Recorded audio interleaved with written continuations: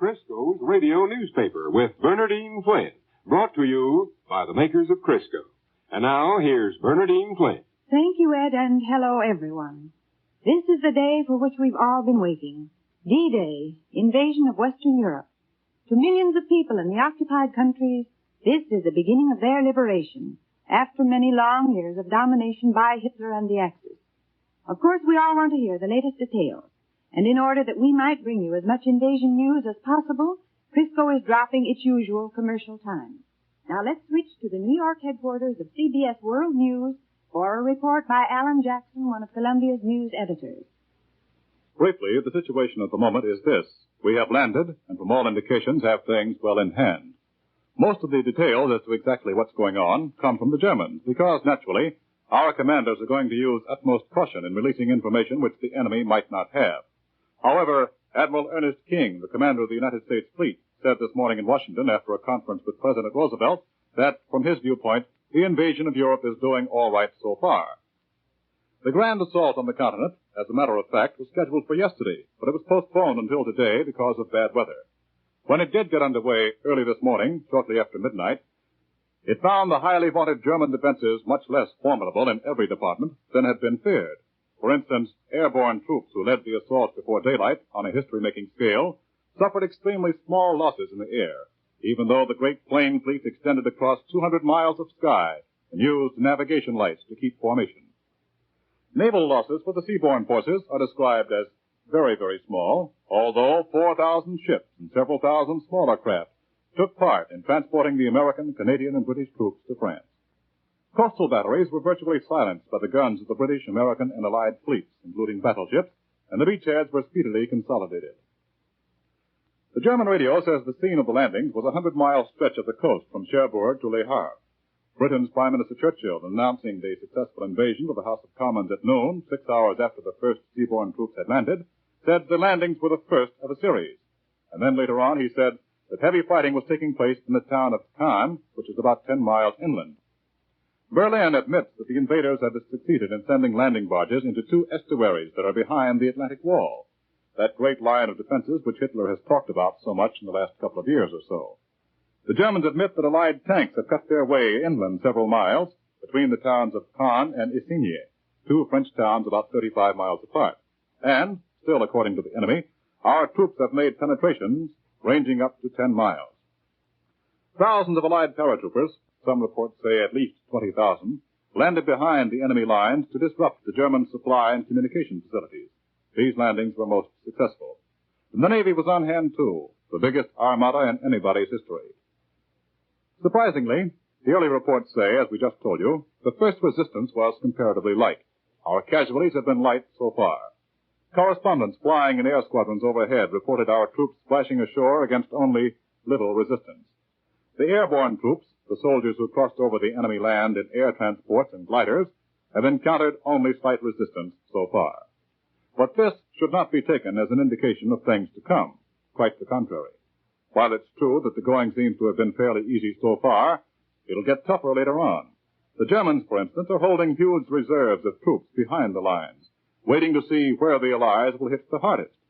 When that fact is determined, the enemy high command will order everything in his power into the attack. Thus, the job of our paratroopers and airborne forces is to blow up the bridges, the highways, and the railroads over which the enemy reserves would have to move to counter our main blow. This enemy blow may come in a day, it may come next week sometime. But when it does come, it will be the enemy's supreme attempt to knock a damaging hole in our invading armies, and the fighting will be tough. General Eisenhower calls the invasion a crusade, and he says that nothing less than full victory can come of it. Early this morning, just a short while after the first official announcement of the invasion had been made, Eisenhower made a special broadcast to the underground fighters of the occupied countries. He warned them against any premature uprising, but he urged them to complete their preparations and to stand ready for the signal. And that signal, it is expected, will touch off the greatest revolt in history.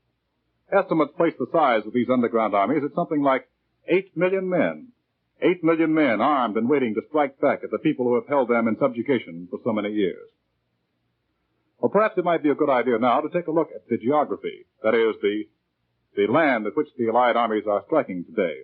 General Eisenhower's invasion hit the Atlantic Wall in the sector of the lowest French coastline, the widest beaches, avoiding the heavily fortified cliffs opposite Dover, upon which the Germans had planted naval guns which command the narrow straits of Dover at the eastern entrance to the channel. Caen, apparently, is the center of the first attack by airborne parachute troops. That's a key point on the water-level roads and railroads to Paris, which is barely 120 miles away, since its capture, that is, the capture of Caen, would force a German evacuation, hastily, of the whole Cherbourg Peninsula. So far as the geography of the French coast is concerned, the Allied High Command picked for its initial attack a sector giving the Allied forces the most favorable terrain.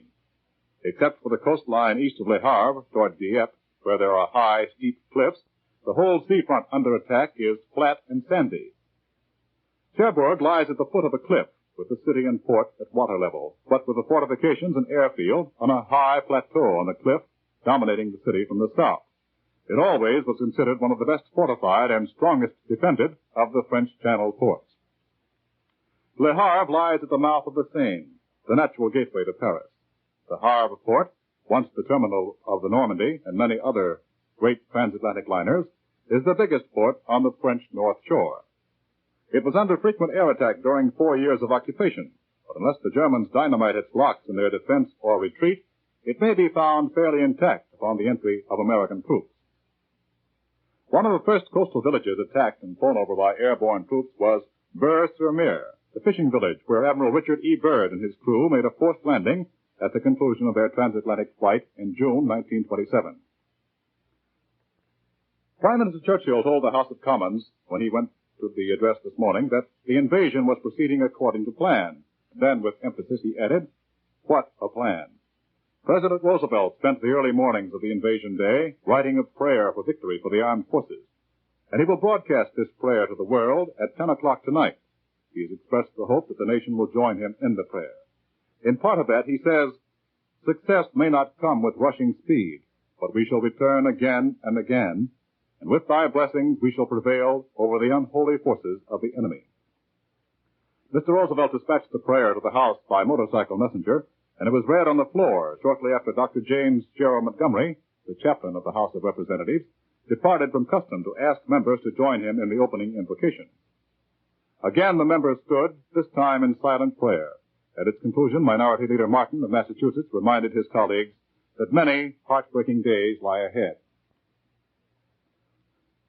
During the morning, Mr. Roosevelt summoned the Army and Navy High Commands to the White House for his first personal conference with the commanders since troops began hitting the beaches during the night. The High Command personnel included General Marshall, the Army Chief of Staff, General Arnold, head of the Army's Air Forces, and Admiral King, Chief of Naval Operations. General Marshall appeared worn when he went to the conference, as though he had spent a sleepless night. Already throughout the nation, countless church services are being held.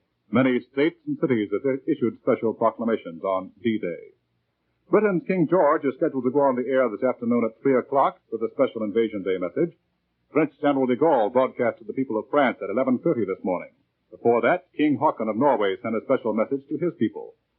And now General Wilhelm Hanstein, Commander-in-Chief of the Norwegian Underground, has broadcast an order to all organized fighting groups inside Norway to be prepared to take part in the Great Settlement. Well, that's the invasion news as it looks so far. I'll be back in a few minutes with a summary of developments today. And now back to Bernadine Flynn. Thank you, Alan. That was Alan Jackson, one of Columbia's news editors in New York, bringing us the latest details on the invasion and how it's been going since early this morning. If any later bulletins should come in while we're on the air, we'll bring them right to you. Recently, General Eisenhower prepared the underground of Europe for D-Day. A member of his staff told the downtrodden people to learn to recognize his voice, which was to bring them directions and instructions daily. And now that voice from Supreme Headquarters has announced to them and to the world that D-Day, H-hour, has arrived. Yes, Ed, and already the underground is secretly at work, disrupting every enemy defense and troop movement possible. They are cutting communications, dynamiting bridges and viaducts, opening dams, destroying power lines and railroads. And I understand the French underground numbers more than 1 million people. That's right. It's a force which began as a guerrilla unit, and today it's virtually a corps of sabotage engineers.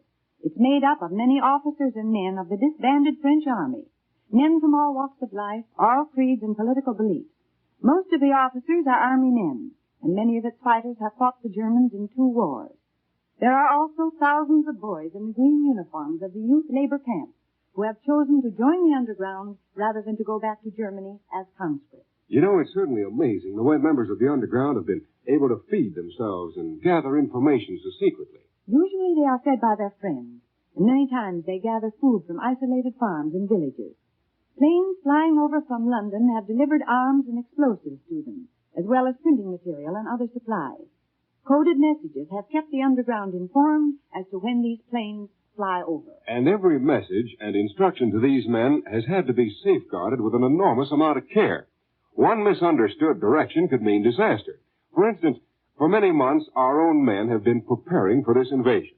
It's taken weeks and weeks to assemble ships to carry them, planes to support their landings, ammunition and food. But tons of material could be lost through a single careless accident. How true that is, Ed. While thousands of planes are necessary, it's still more important that one plane with a wide-awake pilot with the right guns and ammunition be in the right spot at the right moment. Exactly. A misread photograph, a road that must be open but is crowded with refugees, or even an open porthole on a ship are all invasion risks. The shine can be taken off helmets and the metal parts of guns, but there's no way of making sure that one or the other might not strike by chance against a landing boat shield and set off a spark to alert the enemy ashore.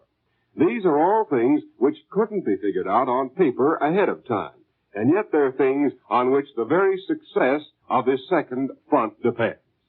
Ed, let's take our visitors on an imaginary visit over the English countryside where the chief of our invasion forces spent his hours working and planning every detail of this second front. General Eisenhower lived for a while in London, didn't he? Yes, he did, but some time ago he moved out to a 6-room cottage in the country. The general was up every morning by 5 or 6 o'clock. Each morning before breakfast, he puttered around the garden for a little while and then read the newspapers. But by 8 o'clock, he'd had his breakfast and was in his office hard at work. An office completely surrounded with maps and important documents, I should imagine. Yes, and with many pictures. Pictures of his family and of the Allied leaders of the world. One of the pictures is from President Roosevelt. There is also one from Generalissimo Chiang Kai-shek. The inscription is in Chinese. You were speaking of documents, Ed. One of the most important of these is the shortest. It is the President's cable to Stalin informing him of Eisenhower's appointment as Commander-in-Chief of the Western Front Invasion Force. And that room has contained countless secrets which the Germans had sacrificed many divisions to learn. It is a rectangular room with a big fireplace and 2 small tables and a large walnut desk in a corner between 2 windows. On the wall there is an enormous map of Europe. In his office, the general has worked 7 days a week on invasion plans. And now, friends, let's switch back to the New York newsroom to see if any late details have come in since we last heard from Alan Jackson. There have been few really late details on the invasion in the last few minutes. However, here's a brief summary of the way the invasion news looks right now. The British Ministry of Supply says that many secret weapons never before used are being employed by the invading Allied troops. In Washington, Admiral King, commander of the United States Fleet, says that in his viewpoint, the invasion is doing all right so far. General Marshall, the Army Chief of Staff, says, "I can't make any statement." And to newsmen there, he said, "You know all about it." Allied headquarters in England reveals that the invasion was scheduled for a day earlier, but was postponed because of bad weather. A dispatch from London quotes the German DNB news agency as saying that the invasion front has further widened in the past few hours. Prime Minister Churchill, as you know, has said that heavy fighting is taking place in the town of Caen, about 10 miles inland from the French coast. And that's the invasion news to this minute. Thank you again, Alan. Well, friends, the liberation of Western Europe is underway. Alan Jackson, one of Columbia's news editors, has supplied us with the latest news on this greatest of all military operations. It can't be repeated too often. The fighting that lies ahead will be extremely bitter. Let's all offer up a prayer for victory. That, friends, ends another edition of Crisco's radio newspaper. Join us again tomorrow at this same time. Until then, this is Ed Roberts and Bernadine Flynn saying goodbye for the makers of Crisco. We return you now to New York. This is CBS, the Columbia News, Broadcasting Bob Trout speaking. And again, we bring you the available reports, all of them from German sources, on what the Berlin radio calls the invasion. There is still no Allied confirmation from any source. Correspondents who rushed to the War Department in Washington soon after the first German broadcast was heard were told that our War Department had no information on the German reports. There's been no announcement of any sort from Allied headquarters in London. The first news of the German announcement reached this country at 12:37 a.m. Eastern War Time. The Associated Press recorded this broadcast and immediately pointed out that it could be one which Allied leaders have warned us to expect from the Germans. Shortly after 1 a.m. Eastern War Time, the Berlin radio opened its news program with a so-called invasion announcement. Columbia shortwave listening station here in New York heard the Berlin radio say, and I quote, "Here is a special bulletin. Early this morning, the long-awaited British and American invasion began when paratroops landed in the area of the Somme estuary. The harbor of Le Havre is being fiercely bombarded at the present moment. Naval forces of the German Navy are off the coast fighting with enemy landing vessels. We've just brought you a special bulletin." End of the quotation. That is the invasion announcement as heard from the Berlin radio by Columbia shortwave listening station. Now here's what Transocean, one of the German news agencies, says, and I quote, "Early Tuesday morning, landing craft and light warships were observed in the area between the mouth of the Somme and the eastern coast of Normandy. At the same time, paratroops were dropped from numerous aircraft on the northern tip of the Normandy Peninsula. It is believed that these paratroops have been given the task of capturing airfields in order to facilitate the landing of further troops. The harbor of Le Havre is at the moment being bombarded. And," continues the broadcast, "German naval forces have engaged enemy landing craft off the coast." The Transocean broadcast, still unconfirmed, concludes this way: "The long-expected Anglo-American invasion appears to have begun." This is the full text of the German Transocean broadcast as recorded by the Associated Press. The German broadcasts on the long-expected invasion by the Allies were relayed both to North America and to Germans in the homeland. Germans at home were told by DNB's domestic broadcast at dawn in Europe. At 1:30 in the morning, Eastern War Time, the DNB agency repeated the items describing what it called the invasion operations. This was a departure from the usual DNB practice of giving fresh information at that time. The German-controlled Calais radio came on the air today with this announcement in the English language, quote, "This is D-Day. We shall now bring music for the Allied invasion forces." So said the German-controlled Calais radio across the channel from England. Up to this time, almost an hour and a half after the first German broadcast, the United States Office of War Information, whose facilities will be used by American press organizations when Allied armies enter Western Europe, has not transmitted any information at all to support the German claims. Director Elmer Davis of the OWI rushed to his headquarters immediately when OWI officials advised him of the broadcasts from Germany. He told the United Press, "We have no more information than you have. I'll stay here until I find out whether the story is true or not." Last night, Elmer Davis addressed the National Press Club on psychological warfare and showed free-motion pictures illustrating how the OWI was propagandizing on the war front. He had just reached his home when his office called him to hurry down. By 1:45 in the morning, Eastern War Time, almost the entire public relations staff over at the War Department in Washington also had reported for duty. Now, it should be remembered, of course, that the Germans are quite capable of faking this entire series of reports. Their main reason for doing so, in addition to trying to smoke out Allied plans, would be to try to start a premature uprising by the resistance movements along the Channel coast. But the French and the Belgians and the Dutch have all been warned about this possibility repeatedly. And you will recall that Prime Minister Winston Churchill some time ago warned that we could expect false alarms or diversionary feints before the big show began. The British radio, which at 1 a.m. Eastern War Time sent a warning to residents of the Dutch coast to evacuate inland to a distance of at least 18 miles, might merely have been broadcasting the latest in the series of such warnings that have been given to the civilian populations all along the so-called invasion coast of Europe. No other British report that might indicate that the invasion is on has been released, unless we are to take as significant the report from London half an hour ago that the Royal Air Force was over enemy territory during the night. Even on the enemy side, there are clear reasons for doubting the German report that the invasion has started. The Paris radio at 1 a.m. Eastern War Time said nothing about any invasion operations in its regular news report. In fact, half an hour after the first German broadcast announcing the landings, one German-controlled Paris radio spokesman said of the war situation, and this is a quotation, "It appears we have been given another month of grace before the invasion will start. A press report from Washington says Roosevelt will come to London at the end of June. Surely this indicates the event will not start before the end of June," said the Paris radio. Well, as I said, there is as yet no reason to believe the German story. Nevertheless, because of high public interest in this country, Columbia is planning to continue overtime operations tonight to all of its affiliate stations until such time as the enemy accounts are proved false or official word from Allied sources is forthcoming. You may listen to this network with assurance that all sources of news will be properly labeled and that we will interrupt programs only with news of exceptional importance and will bring you frequent summaries of all information available.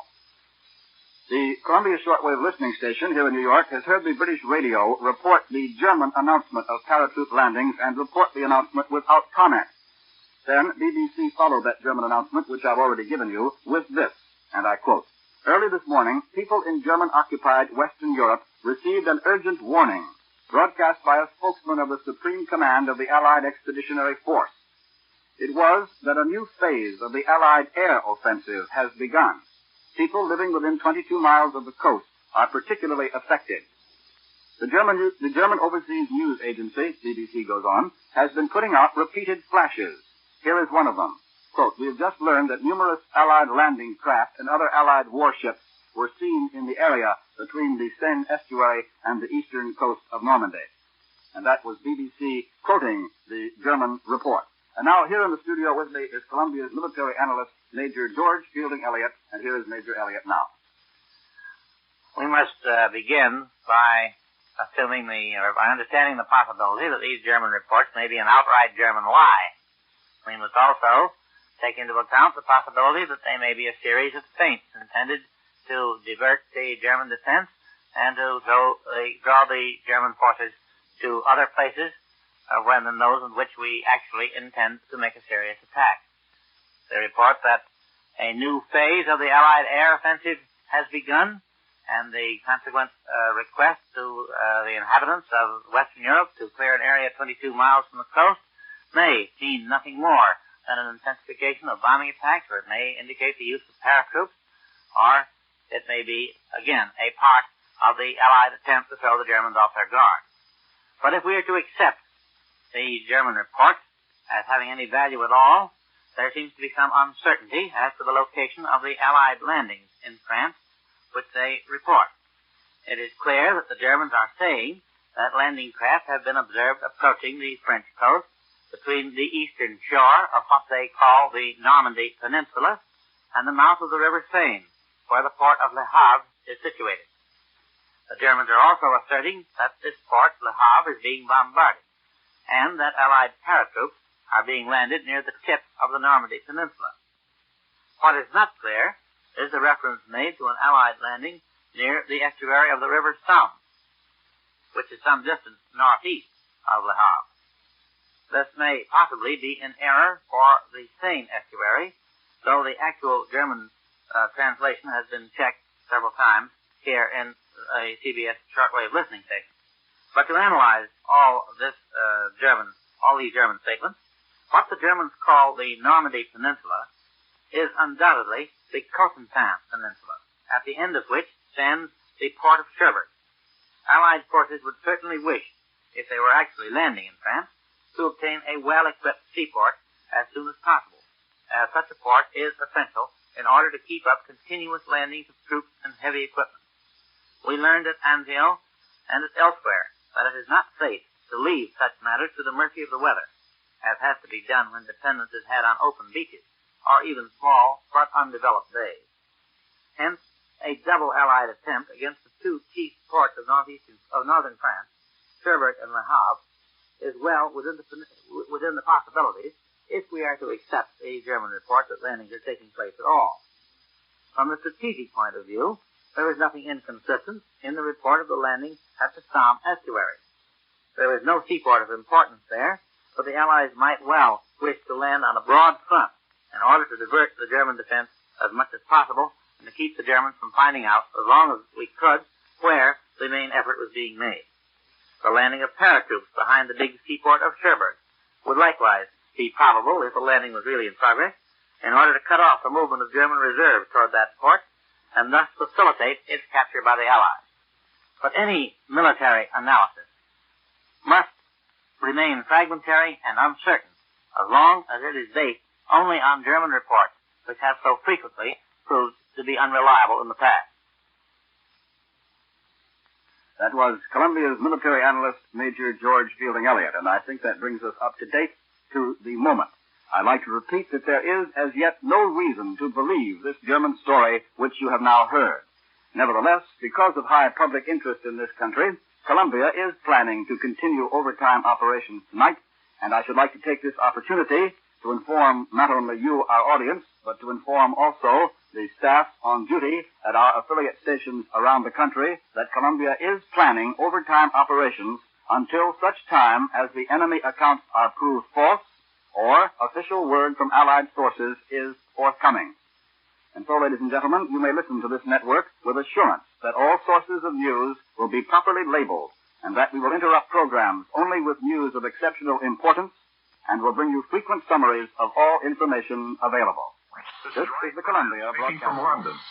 In the first hour of D-Day by British double summer time, or a little more than an hour before D-Day began by Greenwich Mean Time, the first spearhead of Allied forces for the liberation of Europe landed by parachute in northern France. In the navigator's dome in the flight deck of a C-47, I rode across the English Channel with the first group of planes from Troop Carrier Command to take our fighting men into Europe. Just before we left French soil for the return trip to England, I watched from the rear door of our plane, named the Snooty, as 17 American paratroopers, led by a lieutenant colonel, jumped with their arms, ammunition, and equipment into German-occupied France. Our group, at the head of the leading wing from the U.S. 9th Air Force's Troop Carrier Command, was met with only scattering small arms fire from the fields, which were dark and quiet as we entered enemy territory. As we headed back towards the English coast, we saw tracers arching through the air behind us, and a steady parade of Allied planes moving out over the course we had just navigated to strengthen the ground forces we had left below. In the channel below us, we could see a few ships, but could not be certain whether they were part of the armada carrying Allied soldiers to the beaches or attacks which were quickly following the first landings of airborne troops which I had witnessed. For 2 days, I had been living with the Troop Carrier Squadron commanded by Major Clement G. Richardson of Salinas, California. His combat crews had been fully briefed as to their initial mission, the course they would fly, and all procedures they would follow. From the moment this briefing began, the combat crews lived apart from the ground personnel of their base, with barbed wire surrounding their quarters and guards protecting them from any contact with outside persons. All day Monday, they watched the weather. After an early supper, they broke up into small groups for volleyball games in their small recreation area. In the early evening, Major Richardson returned from a conference with Lieutenant Colonel Donaldson of Birmingham, Alabama, commanding this lead group. As Major Richardson came within the barbed wire enclosure of his own squadron, he blew a long, shrill blast on his whistle. The pilots, co-pilots, navigators, and radio men clustered around him. Coming to the briefing room, he said. There he stood in front of a large-scale map on which the course was plotted. As quickly as his men were all in the room, Major Richardson said, "Do you know your stuff?" There was no word of dissent spoken. Said Major Richardson, "Get your stuff and report to the operations room immediately. I'm going down to the colonel to get the weather report. I think this is it. Good luck." The crews began to file out of the room, but Major Richardson stopped them. "You want to get back, don't you?" he asked. There was a quick murmur of assent. "Then, damn it, get in there and fight." The crews piled in their trucks to go first to the operations office and then to the line where their planes were drawn up and ready to go. As they moved towards the airport proper, they passed long columns of airborne troops, trudging slowly under their full loads of battle equipment from the bivouac area where they had been camped awaiting this day toward the planes which would carry them into battle. General Eisenhower had visited this camp during the afternoon, quietly passing among the men and chatting with them, asking them names and their homes and their jobs. Outside the door of each C-47, the soldiers assembled and checked their equipment, while ground crews and combat crews gave the planes a final tuning up. Heavily laden transport planes began taxiing along in long procession toward the runway. As the first squadron, commanded by Lieutenant Colonel David Daniel of Birmingham, Alabama, began to take off, the planes rushing in swift succession down the runway, Lieutenant General Lewis H. Barrington, the 9th Air Force commander, moved up and down the line of planes, giving the thumbs-up sign to his crews. Meantime, the paratroopers had adjusted their packs, donned their Mae Wests and chutes, and climbed into the planes. Each was so heavily loaded that he had to be pushed from behind and pulled from above to get up the steps into the plane. In our plane, Lieutenant Colonel Robert Cole of San Antonio, Texas, the senior officer aboard, moved quietly up and down the passenger compartment, speaking to each man and asking if he had everything he needed. As the men settled in their bucket seats, Colonel Cole said, "The doc is going to give you some pills to guard against air sickness. Make yourselves as comfortable as you can. Better try to sleep a little." Quiet settled in the plane. These men had done their talking. Now they were grim and silent. The soldier sitting farthest forward on the port side, Private Robert C. Hillman of Manchester, Connecticut, said, "I know my chute's okay because my mother checked it. She worked in the Pioneer Parachute Company in our town, and her job is giving the final once-over to all chutes they manufacture." On the flight deck of our plane, the Snooty, Lieutenant John E. Peters of Chicago, the pilot, and Lieutenant B.E. Maxwell of Clave, Michigan, muttered soft curses as their motors were slow to start after a long pause on the taxi strip. But when the engines did turn over, they droned steadily and powerfully. Almost before we knew it, we were trundling along past the operations buildings and the control tower, where all the ground personnel of the base were standing. Some held thumbs up. Some made the V sign. Some waved. It was like the takeoff of a big mission from a bomber station, only more so. This was the first combat mission for this outfit, and everyone on the base knew that this was the day. Our ship was leading the second section of the second squadron in the first group. As we picked up speed on the long runway, I stood between the pilot and co-pilot and watched formation lights of the ships ahead of us slowly, almost imperceptibly climbing, then gradually swinging into wide circles. "This thing is really loaded down," said Pilot Pete, and as we became airborne, you could almost feel the sturdy transport strengthening its muscles and shouldering its burden. Then, foot by foot, almost inch by inch, rising above the fields and trees of southern England. As our squadron fell into its formation, 3 Vs of 3 ships each in the first section and 3 Vs of 3 ships each in the second section, which we were leading, the preceding squadron was already circling the home field, now gaining altitude more rapidly. Other squadrons followed us. Soon the entire group was in the air. All about us and below us was such a glimmering fabric of lights as I had not seen in the 8 months I had been in blacked-out England. 4 times we circled the field, its runways and perimeter outlined in sparkling white lights. Through the sky, formation lights of the planes strung out almost to the limit of vision, looking for all the world like holiday decorations stretching down the length of any American main street. As the long procession straightened out on its pre-established course toward the shore of the English Channel, signal lights blinked and navigators checked their speed and direction with the pilots and began their continuous plotting of position. As we headed toward the coast, the bulky transports silhouetted against the sky as they gently undulated in the prop wash of their companions. Reaching the first point for change of course, our plane blinked its signal light, and Pete said to his co-pilot, "Want to take it now, Maxie?" And Maxie took over the controls. "Right on course, and we're 1 minute early," reported Navigator Robert E. Taylor of Altoona, Pennsylvania. At that moment, I left the glass blister in the forward roof of the fuselage, sometimes called the astral globe, sometimes called the navigating dome, from which I had been watching the formations about me, to too fascinated to feel the weight of the flak suit, which, like all crew members, I was wearing, or the steel helmet which I was pressing against the ceiling. Down the long passenger cabin, I walked to see how the paratroopers were riding. More than half of them had taken their colonel's advice and were dozing with their heads back against the wall and their feet stretched out in front of them. The others were sitting silently, except for 2 or 3 who talked among themselves in whispers. By the open rear door, Colonel Cole waited and said, "It's cold back here with the wind whipping in." I had been perspiring in the crew's cabin up front, but back where the colonel sat, I was glad I wore heavy clothing. More signal lights blinked as we crossed the coast of England and pushed out across the channel.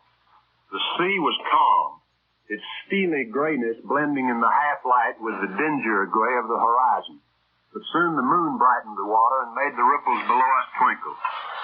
The ship on our wing, its heavy fuselage outlined against the water, but its wings obscured from my angle of vision, looked, but for the high tail fin, like a giant whale rising and falling in the easy swells.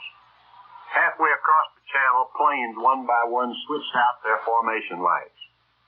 "Where's all this fighter protection we were going to have?" muttered the pilot. We had not seen a plane outside our own formations, but the fighters must have done their work well, for there was no sign of enemy aircraft about.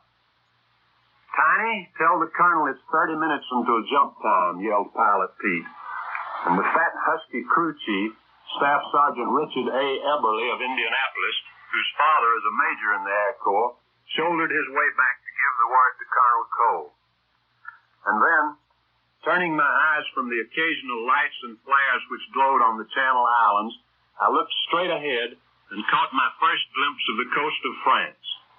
I had never visited the continent of Europe in peacetime, and I was waiting for invasion day to visit it in wartime. The pilot and the co-pilot, too, were seeing this coast for the first time. None of us spoke, but each looked at the other. The navigation had been perfect. We could see the beach ahead of us precisely at the point we had studied it on maps, on aerial photographs, and on carefully modeled relief maps. The moon was almost full. Clouds were riding occasionally in front of it, but visibility was excellent. As our strong ship Snooty crossed above the breakers into the air of France, we plunged into a bank of cloud or fog and lost sight of the planes around us. For a matter of 2 or 3 minutes, we were flying formation on instruments. Then we emerged into clear moonlight, and below the rear door of the plane, almost close enough, it seemed, to step out without a parachute. The small fields looked peaceful with their orderly hedgerows. It almost seemed you could see the furrows. Now the paratroopers were on their feet, each adjusting his packs and snapping his ripcord over the static line, a cable which ran along the center of the cabin ceiling so that each chute would open automatically as its wearer jumped through the door. "You all set?" asked the colonel. "Get this thing hooked for me," he said, as he took his own place closest to the door. The jump lights, a small bank of signal lamps, were gleaming beside the door. They blinked as the pilot threw his switch, and before I could look up, they began jumping. I wanted to know how long it would take the 18 men to jump. I tried to count 101, 102, 103 to estimate the number of seconds. Before I had counted to 10 seconds, may have been 11 or 12, but no more, our passengers had left us, all but one of them. The paratroopers shoved each other so swiftly and heavily towards the open door that they jolted against the doorframe. One man among the last half dozen hit the rear of the door so heavily that he was thrown into the back of the cabin and dazed. The men behind shoved him aside and went on jumping. Before the unhappy soldier could get to his feet, our plane was well past the drop zone, and in a matter of minutes it was back over the water and setting a course for home. It was too late, and that soldier had to return with us. He was unconsolable. He thought his comrades might think him yellow. The plane crew assured him that they would think no such thing, but he sat moody and glum all the way back and appealed for lonely instructions when he returned. As soon as I had watched the jumps from the rear door, I ran back to the front of the ship and looked straight back from the glass dome. Tiny streams of tracer bullets were curving upward from the ground, but they were well behind us. One of the pilots in our squadron had unwittingly left on his formation lights, and the tracers came closest to his wingtips. But we saw nothing that looked like heavy ack-ack except in the far distance. Our course had been well plotted and navigated to avoid the known German batteries. We were over France only 11 minutes. With our ships lightened by unloading their cargo, we picked up speed and streaked for home. Behind us, we could still see the tracers and an occasional flare. Below, a few more ships, but we couldn't tell just what they were. The Battle of Europe had begun, and our squadron had delivered the first Allied foot soldiers to their scene of action. This is Wright Bryan in London, returning you to New York. You have just been listening to NBC's war correspondent, Wright Bryan, the first man to come back from the invasion and make a report to America by air. Wright Bryan is from NBC's WSB in Atlanta, Georgia. He is also managing editor of the Atlanta Journal. And now here's a bulletin from Washington. Headquarters of the European Theater of Operations reports to the U.S. War Department that Allied aircraft covering the invasion are hitting any target which has any bearing on the strength of the armies at the front. Ladies and gentlemen, the National Broadcasting Company has brought you the news to the moment. There'll be more news of vital importance to the world tonight, so stay tuned to your NBC station. Now, while we await further transmissions from overseas, we invite you to listen to the Star-Spangled Banner. Ladies and gentlemen, our national anthem.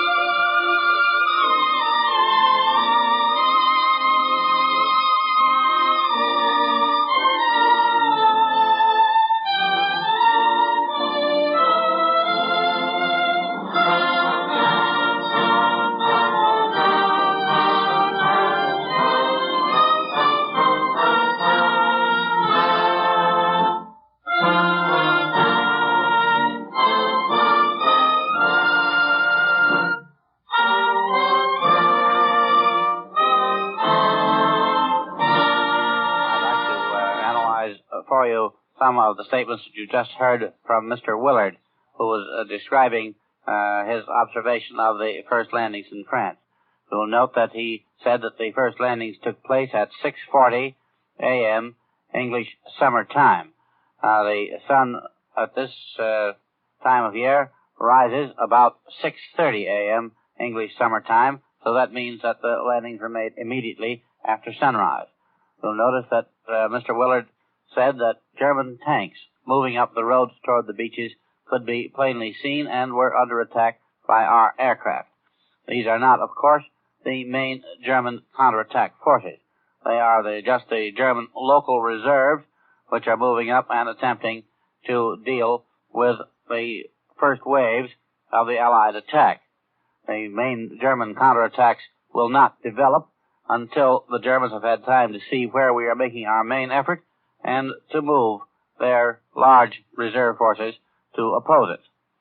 Of course, General Eisenhower will do his very best to deceive the Germans as to where he's going to make his main effort. General Eisenhower is, in fact, a master of deception in war.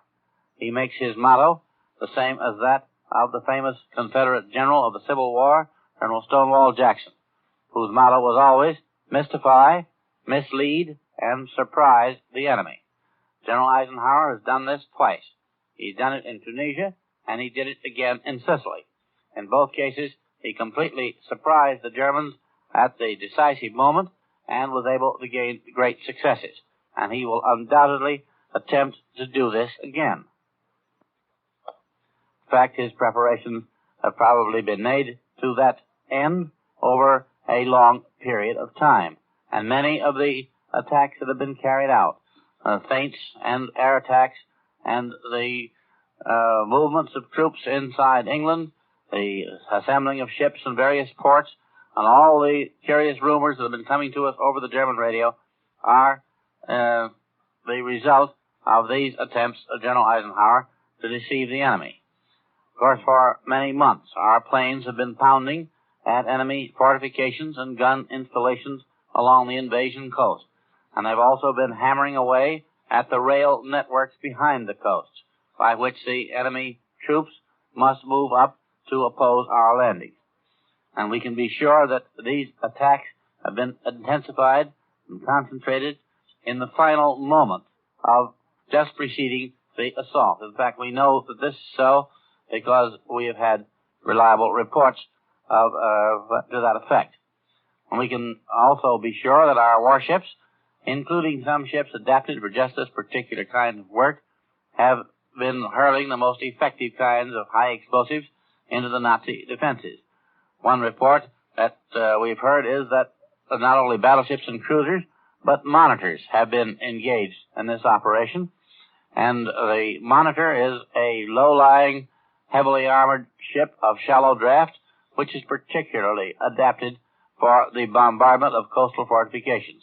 She offers a very poor target because of her low freeboard, but she carries heavy guns, well protected by armor, which make her a particularly formidable foe to the coastal battery. Once our first waves of troops are ashore, their first task is to clear the enemy out of an area large enough for our second operation, the holding and expansion of the beachhead. That means the first waves must push inland and seize covering positions so that the landing places can be secure, first of all, from enemy small arms fire, that is, the fire of rifles, machine guns, and light mortars.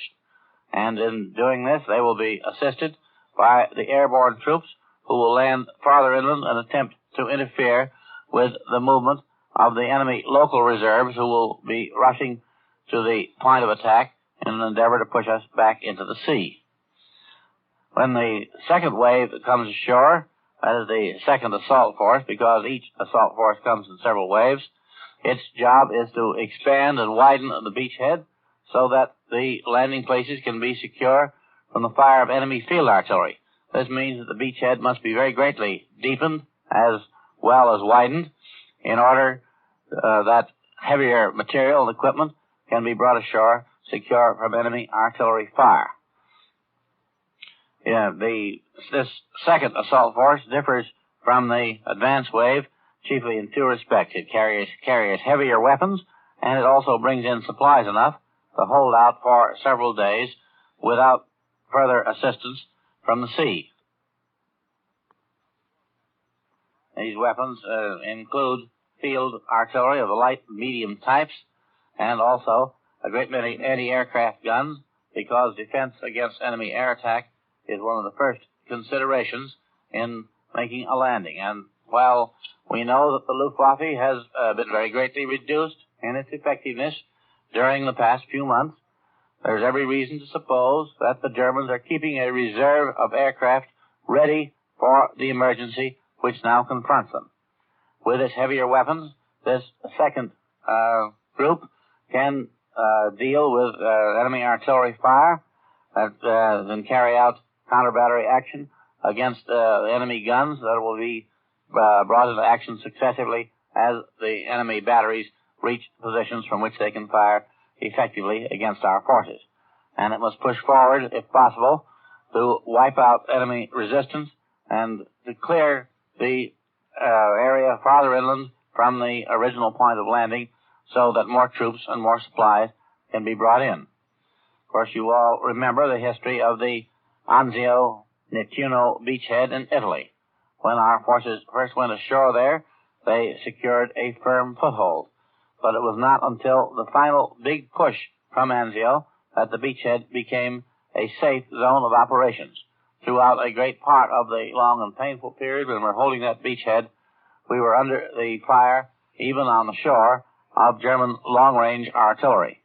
They were able to drop shells day after day into our positions, and sometimes even to fire upon the ships offshore that were engaged in landing. And now, once again, here is Bob Trout. That was Columbia's military analyst, Major George Fielding Elliott, and we thought that when he handed this microphone back in Columbia's news studio adjoining our newsroom here in New York, that we should be ready with another broadcast from London, but at the moment, we do not have one scheduled. When the news comes, it will undoubtedly come very rapidly, and once again, we'll interrupt whatever we're saying and switch you over to find out what's going on and what the latest news is from there. Now, among other things that you might have missed in this the rapidly breaking developments is the order of the day issued by General Eisenhower. That was, if my memory serves me correctly, that was the second statement which was read from London after we had switched there, after the word became official. Here's quick word for me. I'm to switch to London for Richard Hotlett of CBS, reporting for the combined American networks. However, I have about 35 seconds before that broadcast is to come in. I misread the watch, as a matter of fact, and thought that I was about to switch then. The brief excerpts I may have time to read you from the order of the day.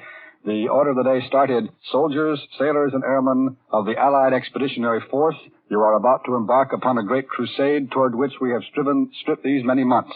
The eyes of the world are upon you, and the hopes and prayers of liberty-loving people everywhere march with you. And now for the report of Richard Hotlett of CBS. Go ahead, London. This is Richard C. Hotlett speaking from London. The Allied forces landed in France early this morning. I watched the first landing barges hit the beach exactly on the minute of H hour. I was in a 9th Air Force Marauder flying at 4,500 feet along 20 miles of the invasion coast. From what I could see during those first few minutes, there was nothing stopping the assault parties from getting ashore. We spent about half an hour over enemy territory. We flew over and bombed some of the coastal fortifications, but except for some light flak from inland positions and from some tanks firing at us, we saw no enemy gunfire. The only other sign of life in enemy territory were some white and yellow parachutes dotting the ground where our paratroopers had hit the ground. The weather is favorable for the operation. Offshore Allied warships were bombing the enemy coast, and they seemed to be doing it without any opposition. As far as we were concerned, there was no opposition from the air either. The Luftwaffe just didn't seem to be there. What I saw was literally the last minute of the invasion preparation and the first minute of invasion. We were low, but we were traveling fast, and we could not tell how the battle for the beaches would develop. But if the ground action goes as smoothly as the air preparation, we can hope for the best. I went in with a bomber group, probably the hottest group in the 9th Air Force. Our mission was to plaster the invasion beach and some coastal fortifications with bombs 7 minutes before our assault parties came ashore. This group was chosen for the hair-trigger work because of its previous superb record. Well, we delivered, and we delivered on time. This is the way it worked. Last night we were told briefing would be at 3 o'clock. We got up at 2, had griddle cakes and fried spam for breakfast, went into a long Nissen hut that served as briefing room. The doors were closed, and the commanding officer announced that the invasion had begun. He said that since midnight, 3 hours before our paratroopers, some 20,000 of them had been landing in France. The men cheered. The colonel went on to say that the air forces were being called upon for their maximum contribution. There were going to be more than 1,500 fortresses and liberators flying ahead of us. Hundreds of medium bombers, too, were going to precede us. And our group was to wind up the pre-invasion bombing. When he said this, the men really cheered. To top it off, we were going to have cover from more than 2,500 Allied fighters. The colonel made it plain that nothing was to be left to chance. The weather in the target area had been unsettled and cloudy, and if we were going to deliver precision bombing, we would have to fly below the cloud. And that we would go down and bomb from 1,000 feet. When he said that, not a man blinked an eye, despite the fact that such a low altitude counts as suicide with the marauders. It was still dark when we took off and raining. But one by one, those marauders roared down the runway and took off. An hour and a half later, we were out over the English Channel. First, we couldn't see anything except a few stray vessels. Great care had been taken to keep our ships from firing at their own planes. Every single bomber and fighter had been painted overnight with special markings on wings and fuselage. And the direction we were to fly, the way we were to turn if we got into trouble, and the recognition signals we were to give had all been very carefully worked out. Even so, when we passed over the first few barges, we had the uncomfortable feeling that we were being shot at. It didn't last long. We were out and away in a matter of minutes. By this time, it was getting on, and the sun was painting the sky a bright orange color on our left. Below us, the English Channel was a fine, deep blue. There were a few whitecaps, but we got the impression that it wasn't very rough down below. About 5 miles off the French coast, we saw a plane in a steep dive laying a smoke screen. Just about the same minute, the pilot said he saw fires on the shore. I looked as hard as I could, and there, down to the left, were some naval vessels. They looked like cruisers, firing broadsides onto the shore. Their guns belched flame and smoke. Once I saw a fountain of water not far from one of them, which may have been a shot from the shore or a depth charge. Near the cruisers were dozens of landing craft of all kinds, hardly visible in the early morning haze. All this while, we saw medium bombers and fighters crisscrossing on the way to the target without a sign of a German plane. Then, as we turned in over the coast about 10 minutes before each hour, we saw a fast assault boat race along parallel to the beach, laying a smoke screen. From the way the screen lay, smooth and even, it looked as if there were no wind. We opened our bomb bay doors. Light flak began to come up after us, little balls of fire off to our right and to our left. Some heavy flak off to our left, not near at all, firing only sporadically. The flights ahead of us dropped their bombs. The guns on the ships offshore resumed fire. The bombs and the shells burst together on the target. There were sheets of flame down below, then rolling balls of brown and black smoke. 4,500 feet up, our plane was rocked by the concussion. We got the stench of the explosives. We dropped our bombs as scheduled. And just then we saw, down below on our left, dozens and scores of white streaks as the assault boats raced over the blue water to the beach, leaving their white wakes stretched out behind them. As we turned away from the target, we saw the boats hit the beach. Then we took evasive action and I couldn't see any more. Down below, except for some more sporadic flak, it was a dead country, no sign of life. No vehicles on roads, no troop movements. And all the way in, we saw marauders weaving in and out in perfect formation above us, below us, and around us on all sides. We didn't see a single one of our planes in distress. The mission wasn't the way we had figured it. We had expected to see German fortifications give back blow for blow with our ships. There was no sign of it. We had expected to see the Luftwaffe out in its full remaining strength to try to stop our planes, or at least strike a blow against our landing craft. We didn't see either. We had expected to find enemy territory full of anti-aircraft and alive with reserves moving into threatened areas. We didn't see that. The circumstances of our flight, the fact that we got there simultaneously with the invading troops and left in a minute, make it impossible to draw any far-reaching conclusions on how the battle is going. But one thing we can say already, and that is that our air supremacy over the coastal invasion zone today is not seriously challenged. I return you now to the United States. Once again, back at Columbia's newsroom in New York, we've been listening to Richard Hottelet of CBS broadcasting from England and giving us a description of the flight he made in a Marauder over a 7-mile stretch of the French coast. He told us, as you've heard, that they met no opposition in the air and just light flak, just light anti-aircraft fire from the Germans on the ground. Now, it's 5:15 in New York City at this particular moment, and I was about to give you a roundup in case you had just got up out of bed and were tuning in and hadn't heard what's happened. Briefly, of course, the invasion has started. General Eisenhower has issued the first communique. We've been getting broadcasts from London all the time. And straight along here, we've been on the air for 2 hours and 15 minutes in this particular broadcast. We started at 3 o'clock in the morning Eastern Wartime. But once again, I'm afraid the summary for the benefit of those of you who have tuned in will have to wait because in a few moments, we are again going to bring you a broadcast from overseas and another description by a correspondent. So now for another of the pool broadcasts we take you to London for the report of David Anderson. Go ahead, London. This is David Anderson speaking from London. There is no doubt in my mind that Hitler was literally caught with his pants down by the Allied landing on the north coast of France. I was able to gain substantiation for this opinion while working together with a wing of an RAF Tactical Air Force somewhere in England up to a few hours ago. For some time after H hour, there was practically no sign of German Army transport on any of the roads in the whole of the invasion area. At 1:30 yesterday afternoon, I entered the gates of an RAF station. Little did I realize at the time that within hours, the big show would be on. And yet, no sooner had I checked in with the adjutant than I was told that I couldn't leave the station under any circumstances until after H hour. Though I was prepared to stay for several days, I didn't fancy the idea of spending an indefinite period of time in a cold, windy tent.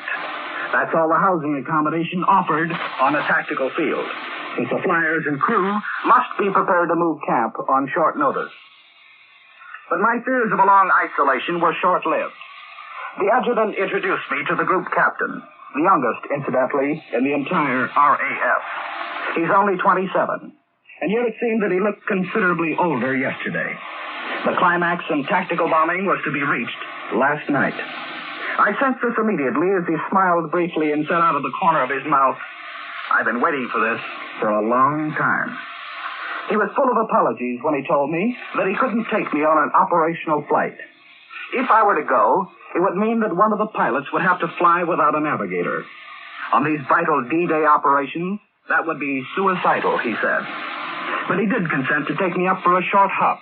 He called it a flip, in order that I might get a better picture of the job facing the pilots, and so that I might see some of the ships waiting to hit the beaches. We took off and struck out for one of the invasion ports.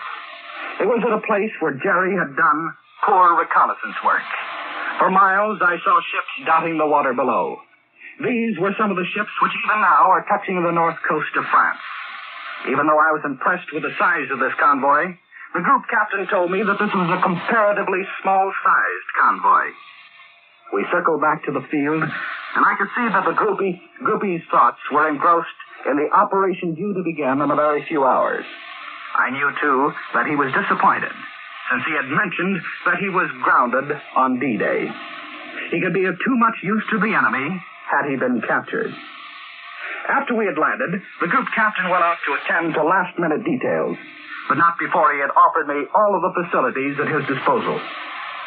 This offer included a glimpse into the Holy of Holies, his map room.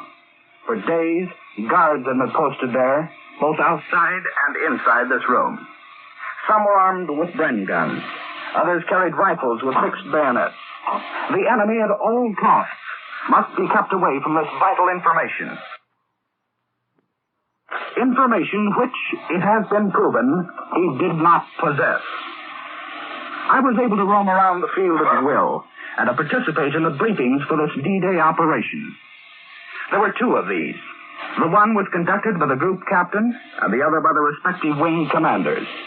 The first was quite general, a final brushing up on bombing and strapping tactics. I was particularly impressed by the emphasis laid on the safety factor, the proper height from which to bomb, the obstacles to be encountered, and a reminder to the pilots to judge their height above ground correctly in order to avoid running into the side of a hill. The second briefing concerned the flight itself, the D-Day operation.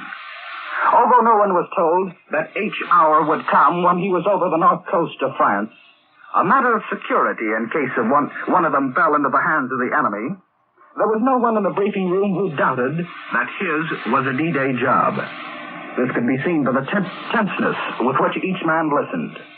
Everyone was anxious to get on with the job, to try the next step in the tactical air warfare, which is designed to keep the Germans from moving into the operational area. I stood with the group captain and watched the planes take off. Hardly had the first plane taxied to the head of the runway when he turned to me and said, "That's where I should have been. But they can't keep me out of the air tomorrow," he continued. One by one, the planes circled overhead to get their final bearings before making the flight to this all-important coast of France. Each man had his area of attack. Each man knew what was expected of him. But as I watched the planes take off, I noticed something strange, something brand new for the Germans to see. No longer were the planes camouflaged. Last night, for the first time, these planes bore the markings of the Allied Expeditionary Air Force. These markings consist of alternate black and white stripes on the wings and belly. These markings, I understand, were put on all Allied planes by order of General Eisenhower in order that Allied ships would have an easier task in distinguishing them between friend and foe. This is essential in an operation of this magnitude. As a matter of fact, the paint hardly had time to dry, since this was all last-minute work. From the airfield, we went into the control room. There was nothing to do now but wait. I noticed the estimated time of return and strolled through the control tower. I was waiting in the briefing room once again as the first pilots reported. Their task had been to hunt out and shoot up or bomb any German transport on the roads on the French coast. From the very beginning, it was hoped that none would be seen. This would be a definite indication that the Hun didn't know where we were going to land. And as the boys came back, one by one, this hope was realized. Except for a few scattered cars in the road, nothing was seen. Most of the pilots saw no transport whatsoever, so they concentrated on bombing road junctions and railways. The Germans were caught napping. The work of this RAF Tattoo group was only one part of a gigantic program. Before these boys had finished their missions, the airborne troops, British and American, were dropped in their appointed places. Then RAF bombers went out to work on the landing beaches. They dropped between 6,000 to 8,000 tons of bombs. Capacity loads were carried last night. Shortly before dawn, the Allied naval guns began shelling the beach area. And at the same time, American liberators and fortresses took over where the RAF left off. Before the sun had risen over the horizon, Allied troops were landed behind a smoke screen. They were guided to the landing beaches by markers, set out by midget submarines, which spent 3 days in crossing the channel to carry out this most important but hazardous task. Now, the Allies are on the beaches in force. Ahead of them are the airborne troops. Between them and in front of the airborne troops are the Germans. The job has just begun. And yet, as I left the RAF station a couple of hours ago, I came away with a feeling that the reports brought back by the flyers were just those that we had hoped for. The Hun was surprised. Now it's up to us to take advantage of this. I now return you to the United States. Columbia's news headquarters in New York once again. Bob Trout speaking. We have heard a pool broadcast, that is, one of the broadcasts by a correspondent representing the combined Allied radio networks. David Anderson speaking from Supreme Headquarters of the Allied Expeditionary Forces somewhere in Great Britain. Here's an interesting bit of news, which I'd like to give you at this point. It'll be extremely interesting to those of you who have been staying with us all night on this invasion broadcast and who heard how the story began with the Germans putting out wild reports that the invasion had begun long before we got the Allied word that it had indeed begun. The Federal Communications Commission reports to the OWI that up to 10:30 in the morning German time, 4:30 a.m. Eastern Wartime, the German DNB agency has not yet informed the German people through the German domestic press or radio of the Allied invasion of northern France. And this was more than 4 hours after this same DNB agency had told the European press outside Germany of the invasion, and after the German Transocean Agency had moved a similar wireless dispatch for overseas consumption. That was the report, or those were the reports, I should say, which started us off on this all-night broadcasting. At that time, we had warned you that they were only German reports, but at 3:30 in the morning New York time, we got the word that the invasion had begun. And now for another report of the pool broadcasts, we take you now to London for the report of Arthur Mann. Go ahead, London. This is Arthur Mann speaking from London. As was expected, the Germans, being on the receiving end, first announced to the world this morning's great Allied invasion of France. Through the hours of darkness, the vast invasion armada steamed toward the French coast. Thousands of assault and landing craft, covered by fleets of Allied warships, and all operating under cover of a vast Allied air umbrella. This was the culmination toward which the vast headquarters organization of General Eisenhower, Supreme Commander, Allied Expeditionary Force, has been working for many months. I return you now to the United States. Columbia's news headquarters in New York once again. Before we switch to London for that pool broadcast for the combined Allied radio networks by Arthur Mann, I was telling you something about the German reports which started the all-night activity in this Columbia newsroom, and I was quoting both DNB, the German news agency DNB, and the German Transocean Agency. Perhaps it will help you to understand the news a little better as we go along, to tell you that DNB is an agency which transmits by wireless and maintains separate services for the European press and for the German press. The Transocean Agency transmits its dispatches mostly in English and is used by the Germans to distribute their news propaganda for overseas consumption. I'll repeat that from time to time as the day goes on. That's the difference between DNB and Transocean. Now, we've been on the air here since 3 o'clock in the morning, New York time. In this particular broadcast, we had paused once for station identification. It is time for us to pause again, but I should like to make this rather lengthy introduction to our station break to inform the staff members of our affiliate stations that, of course, we are continuing our coverage of the invasion. We're by no means signing off. We are merely going to have a 15-second break. In 15 seconds, we shall be back on the air again. And now for a 15-second identification, this is CBS, the Columbia Broadcasting System.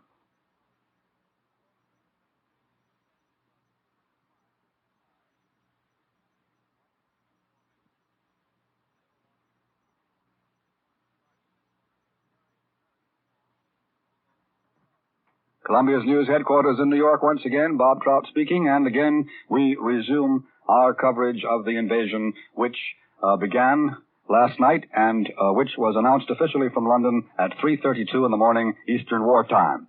A brief dispatch from Reuters, the British news agency. The military correspondent of Reuters says today that Adolf Hitler is taking personal command of all German anti-invasion operations. Hitler, according to this Reuters dispatch, is surrounded by his staff, including 4 field marshals, and is believed to have moved his headquarters to some place in northern France. That's what the Reuters correspondent says. I'm getting a few signals, and I believe that in a few moments we shall have another broadcast from London, but it seemed for a moment as if it was about to come momentarily, but I see now that there may be a few more seconds before it does. Well, to continue talking, there's a great deal to talk about, especially as I am sure that our audience is now being augmented. A great many of you are tuning in for the first time. You missed our all-night broadcast that has been going on here since 12:30 in the morning approximately, 30 minutes past midnight Eastern War Time. And I shall summarize again, because once again I can't do it, because here in Columbia's World News headquarters, Paul White, the director of news broadcasts for CBS, is about to hold a two-way transatlantic conversation with Edward R. Murrow, the chief of Columbia's European correspondents. We're going to bring the CBS network in on this conversation to give you an idea of how some phases of this business of covering the invasion are handled. And now, here is Paul White. Hello, Admiral. Hello, CBS London. Hello, New York. Hello, New York. Hello, Paul.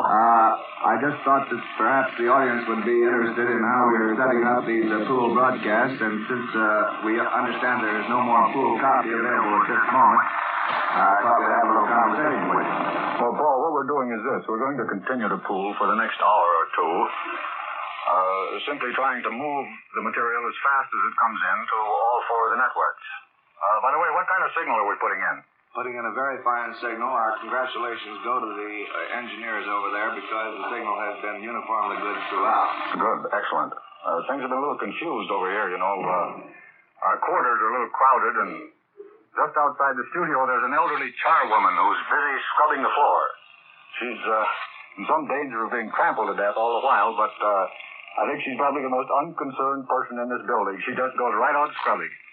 Well, a few moments ago, I had a young lady come in here. I say young lady, that is a compliment, with a vacuum cleaner, but she didn't stay very long. Ed, is it now possible to reveal the dispositions of our staff?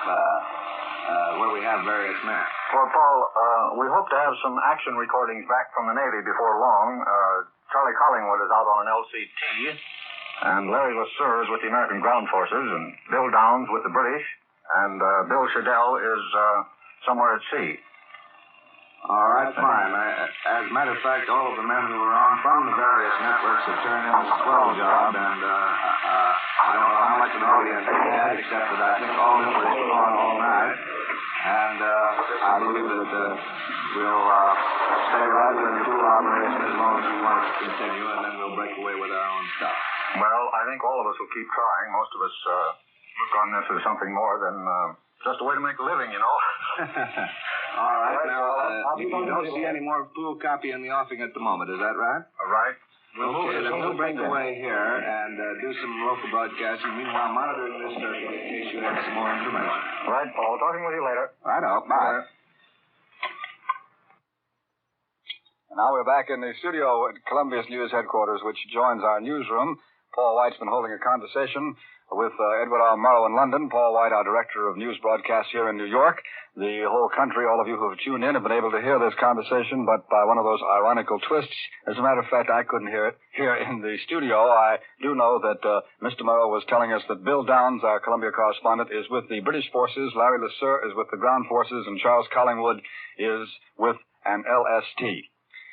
And now, Quentin Reynolds hasn't had anything to say to us for quite some time. He's been sitting here listening to all these broadcasts coming from London as we've been switching so rapidly and interrupting our attempts to summarize the situation. For those of you who may be tuning in now, we've been on the air all night broadcasting the beginning of the invasion, but the details are coming in so swiftly. We shall summarize for you in a few moments, unless there is a broadcast from London, in which case, of course, we shall switch there. And now, here is Columbia's war correspondent, Quentin Reynolds. For months, the people of France, Holland, and Belgium have been waiting for the word that would tell them that we were on our way to restore to them the world of freedom they once knew. These heartbreaking months of expectation, of false rumors, of high hopes that never materialized, came to an end early this morning, when General Eisenhower himself talked to them and told them that the hour had come. His broadcast to the people of the temporarily conquered countries contained only 500 words. But those 500 words meant more to the people of Europe than the millions of words they have been forced to listen to from the voices of their temporary masters. Ever since the fall of France, they have been forced to listen to propaganda speeches, forced to read newspapers written by Nazi leaders. And then this morning, the calm voice of General Eisenhower electrified them and brought them hope for the future. General Eisenhower talked in English, but you didn't have to know our language to feel the deep sincerity, the calm confidence that his voice inspired. His talk was immediately translated into French, Flemish, German, and Norwegian. General Eisenhower writes as he fights, with direct, uncompromising forthrightness. His first sentence told the whole story when he said, "A landing was made this morning on the coast of France by troops of the Allied Expeditionary Force." This simple statement will be read by school children 100 years from now. It told the people of Europe that America had not failed them. He went on to say that this landing is part of the concerted United Nations plan for the liberation of Europe, made in conjunction with our great Russian allies. And then Eisenhower added, "The hour of liberation is approaching." Then he revealed something which most of us thought and hoped to be true, but we didn't know for sure. He revealed the fact that he has been in constant touch with the underground movements on the continent. He implied that strongly when he said, "Follow the instructions you have received." Undoubtedly, he has been in touch with the underground leaders for a long time, and today they know what to do. Then he spoke specifically to the people of France. He said, "Do not endanger your lives until I give you the signal to rise and strike the enemy. The day will come when I shall need your united strength. Until that day, I call upon you for the hard task of discipline and strength." He sounded a note of doom to the quislings of Europe when he said, and the sentence must have shriveled their craven hearts. Those who have common cause with the enemy will be removed. As France is liberated from her oppressors, you yourselves will choose your representatives and the government under which you wish to live. This is in confirmation of the American policy of not interfering with the domestic affairs of European countries. The United Nations pledge that the people who have suffered under the Nazi yoke will themselves decide the retribution, a pledge that they will once again enjoy the independence that they lost when the German invader came to their country. Eisenhower's closing remarks will long be quoted. Today they are engraven in the hearts of millions of men who had almost lost hope. General Eisenhower said firmly and emphatically, "I call upon all who love freedom to stand with us. Keep your faith staunch. Our arms are resolute. Together we shall achieve final victory." I return you now to Bob Trout. That was Quentin Reynolds here at Columbia's news headquarters in New York, discussing the broadcast which General Eisenhower himself made to the peoples of occupied Europe, a broadcast which we brought you direct from England. And now we've been broadcasting here all night off and on from Columbia's news headquarters in New York and from somewhere in Great Britain. We haven't yet heard from our own capital, Washington, D.C. That city must have been very busy all through the night, as we can well imagine. So now, let's hear from CBS Washington, Bill Henry reporting. Washington's first reaction to German reports of the Allied invasion was one of polite skepticism.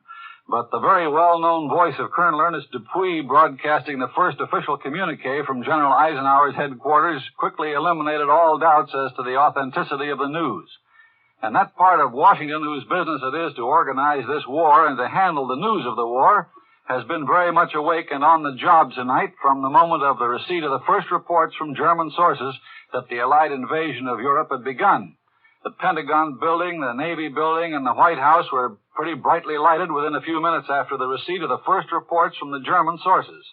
Emergency staffs of officers were at their desks in the War and Navy departments, and appropriately enough, the first official statement to be issued came in the words of that grizzled hero, General John J. Pershing, the man who a quarter of a century ago led our American Expeditionary Force in the First World War. Here is General Pershing's statement. American troops have landed in Western Europe. As the overwhelming might of the Allied advances, it will be joined by the men of the occupied countries whose land has been overrun by the enemy, but whose spirit remains unconquered. 26 years ago, American soldiers, in collaboration with their allies, were locked in mortal combat with the German army.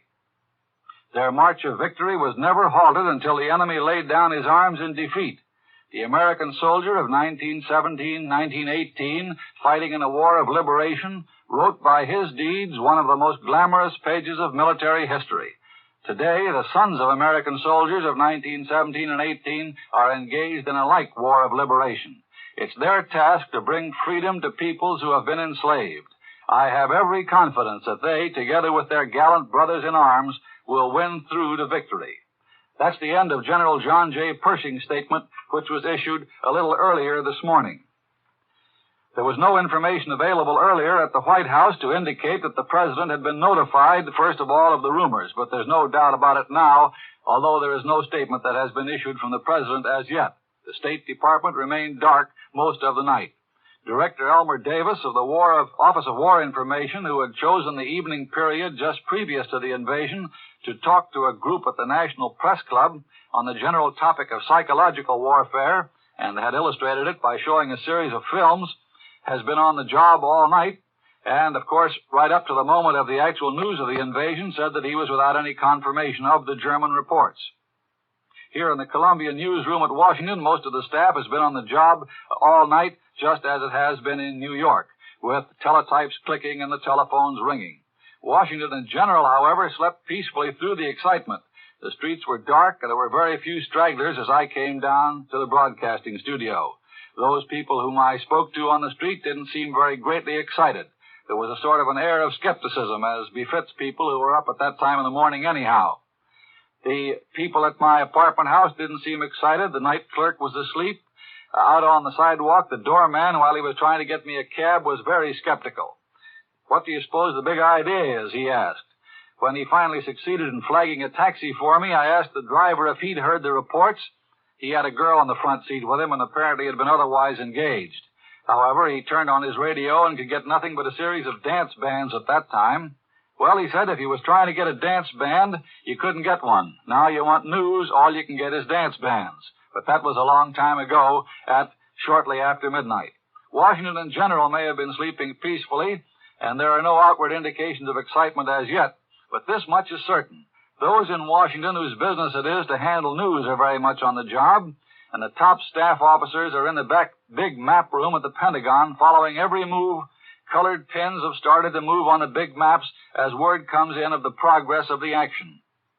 Here in Washington, you know, is the headquarters of the Combined Joint Chiefs of Staff, British and American officers whose job it is to run this global war.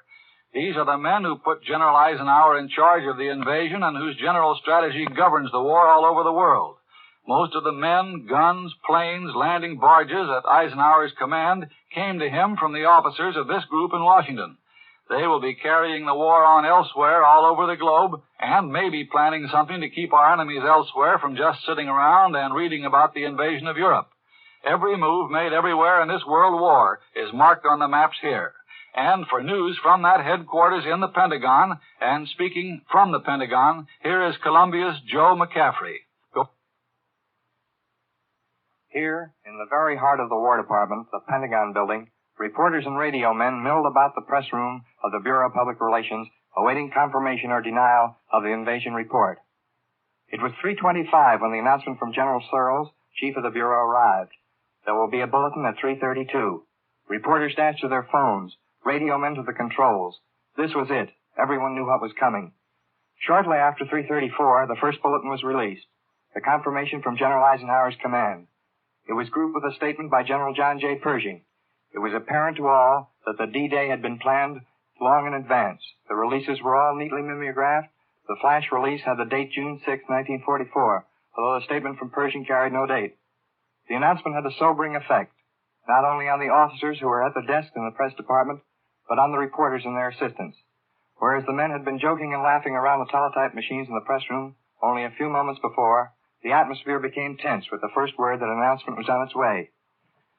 This building, one of the largest in the world, is an eerie sight. Newsmen are scattered throughout the huge section of the press branch, pounding out copy from handouts given by the press bureau. Officers are working, answering calls, and going on with what would have been their daily routine.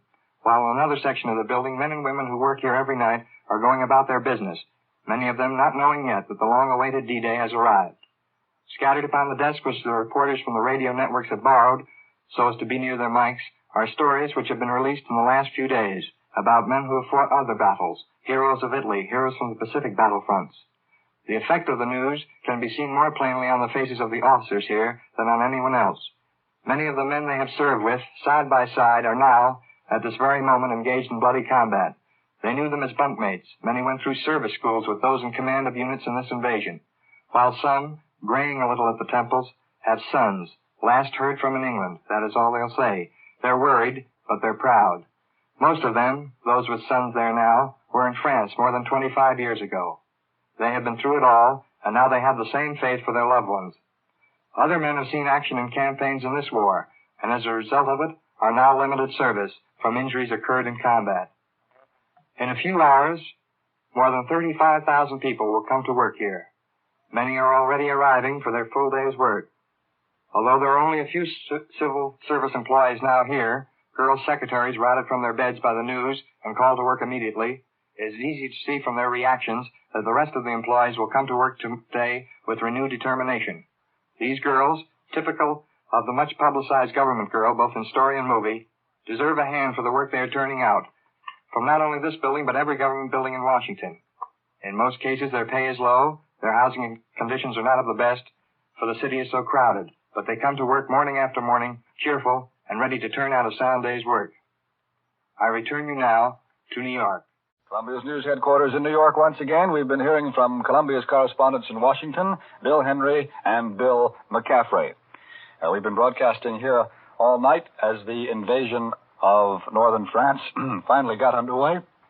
I beg your pardon, that's the result of broadcasting most of the night.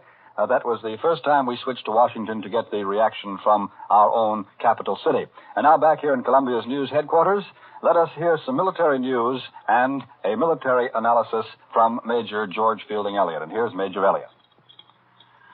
I would like, first of all, to call your attention to the Reuters dispatch, which you heard read by Mr. Trout a little earlier this morning, to the effect that Adolf Hitler is taking personal command of all German anti-invasion operations, surrounded by a large and presumably gilded staff. I would like to remind you that the last time that Adolf Hitler took personal command of the German military operations was on the occasion when Marshal von Bock advised the Führer that he should not proceed with the German drive on Stalingrad until he had secured the crossings of the Middle Don in the area of Voronezh. And Adolf Hitler didn't like this delay. He overruled Marshal von Bock. He took personal command himself, and we all know what happened at Stalingrad. So this is really a very hopeful sign. Mr. Hotlet has told you that the landings took place exactly on the minute of H hour, and that means excellent preparation, first-class navigation, and timing. Mr. Hotlet also told us that some 20,000 paratroops had taken part in these initial operations, which is the first time that this figure has been used. And Mr. Anderson called our attention to the markings on Allied planes, the very distinctive markings intended to enable these planes to be readily recognized from the ground, and that indicates that there is a necessity for distinguishing between Allied planes and German planes, and suggests that the Allied High Command expects a considerable measure of German air opposition later on, though this air opposition has not yet appeared. Now, we have an account from the War Department of the special training that has been given to the assault teams of the United States Army, which made the initial attack on Fortress Europe to knock out pillboxes and other fortifications. Putting to use tactics perfected in North Africa, Sicily, and Italy, these assault units hit the beach under cover of heavy naval artillery fire, and also, of course, of bombardment from airplanes. These units are infantrymen, and they're given special training to spearhead the massive assault. It's the infantry, you remember, which is the decisive arm, which actually wins battles. It is the infantry which makes the final decision. When the little black lines are moved on the maps, that means that the infantry have moved forward. I speak of this with feeling as an old infantryman of the last war. They're also equipped with special engineer weapons and tools. The War Department, in reporting that these men were the first to land in Western Europe, told how such an assault operation is carried out. The preparation was provided by artillery, when that can be landed, by naval guns, by air bombardment, and by waterproof tanks firing hull down in the water. The purpose of this is not only to knock out pillboxes and other centers of enemy resistance, but to tear up the enemy's field of fire by providing shell craters as cover for attacking units. Each assault section is composed of 30 men, 1 officer, and 29 enlisted men.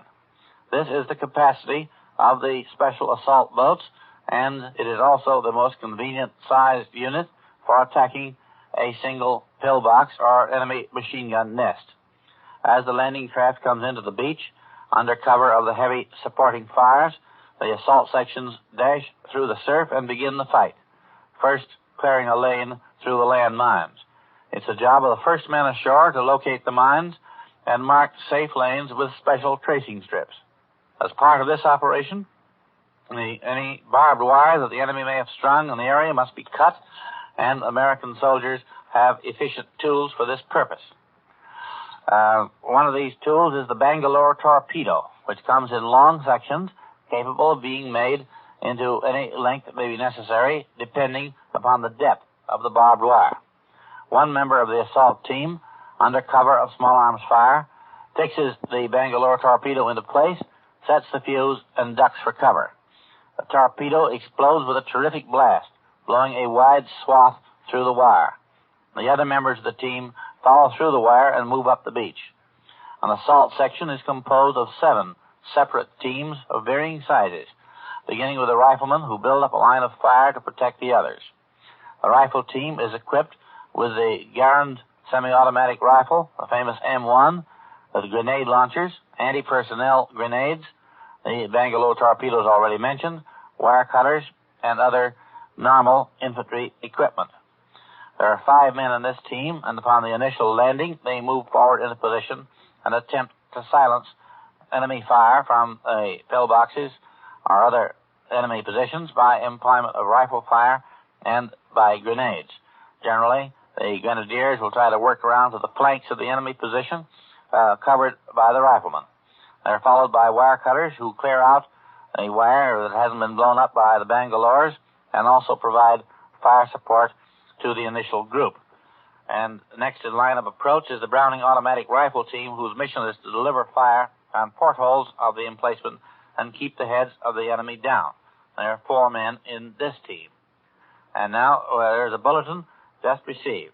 The German radio has just said that 4 British parachute divisions have landed between Le Havre and Cherbourg in France. This was 4 times the size of the Nazi parachute force dropped on Crete in the Mediterranean. We should like to remind you that there have been no Allied reports as to the exact location of any of our landings. All of the reports on these locations have been from German sources, and all of them have indicated this same general stretch of the coast of northern France between Le Havre at the mouth of the Seine and the Normandy Peninsula, as the Germans call it, or as the French call it, the Cotentin Peninsula, which is the long peninsula jutting out from the northern coast of France, at the end of which stands the city of Cherbourg. Le Havre and Cherbourg are the 2 most important seaports on the north coast of France, and they would be natural objectives of any Allied attack. But it is to be remembered that while some of the distances and times that have been given to us by the correspondents who have already spoken to you and whom some of you may have heard during the earlier parts of this long broadcast, would suggest that this area between Le Havre and Cherbourg is probably the area in which the Allied forces are attacking. There has been no confirmation of this as yet from any Allied source, so that we cannot be certain, until we have such confirmation, that these are the exact locations of our attacks. And now that seems to complete the military analysis for the moment. So here, once again, is Bob Trout. Major George Fielding Elliott discussing the situation as we know it up to this moment. And now that dawn has indeed come up over the city of New York, perhaps this would be the proper moment to give you somewhat of a capitulation.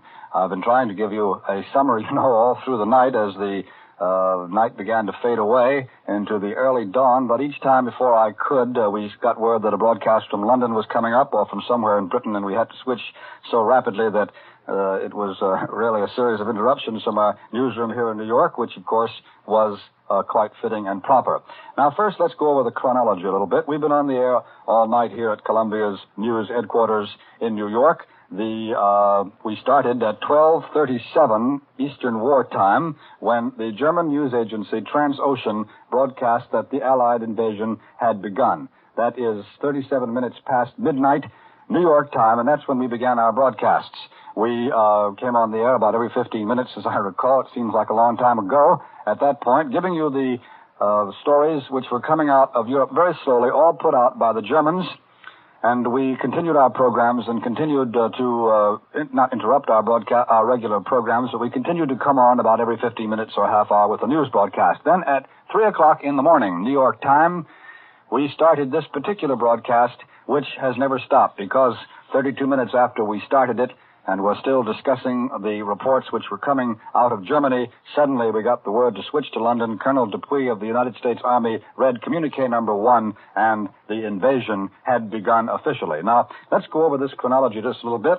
I'm sure that while a number of you must have been with us all night on this broadcast, still there are others who are now getting up and who are joining us and who perhaps haven't heard that the invasion has begun. The liberation of the continent of Europe has started. So let's go over the chronology briefly. At 12:37 in the morning, 37 minutes past midnight Eastern Wartime, Transocean, a German news agency, broadcast the Allied invasion had begun. At 1 o'clock in the morning, Eastern Wartime, the DNB agency broadcast that the French harbor, or port rather, the French port of Le Havre was being bombarded violently and that German naval craft were fighting Allied landing craft off the coast. Nearly an hour later, at 1:56 in the morning, all times Eastern Wartime, Calais radio, controlled by the Germans, Calais radio said, "This is D-Day."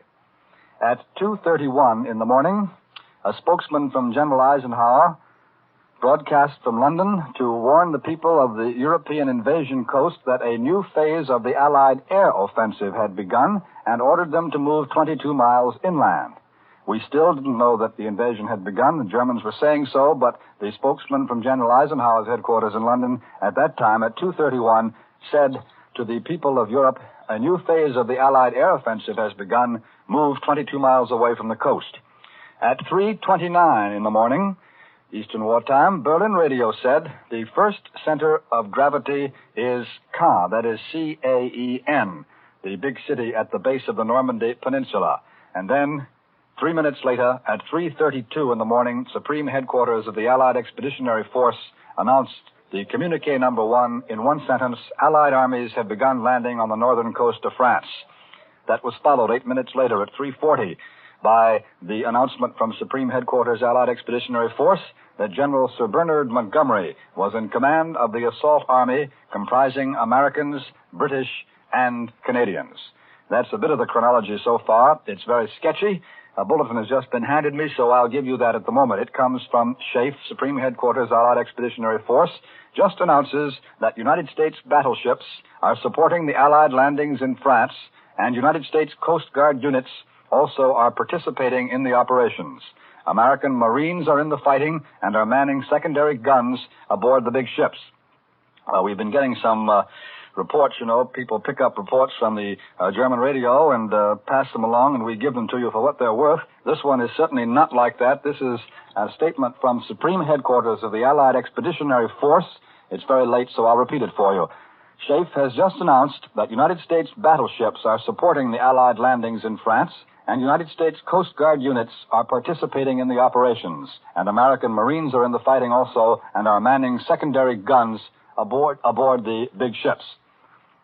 Here's a statement from General Pershing, who commanded American armies in France in the First World War. General Pershing in Washington said, and this is a quotation from here on, "American troops have landed in Western Europe. As the overmastering military might of the Allies advances, it will be joined by the men of the occupied countries, whose land has been overrun by the enemy, but whose spirit remains unconquered.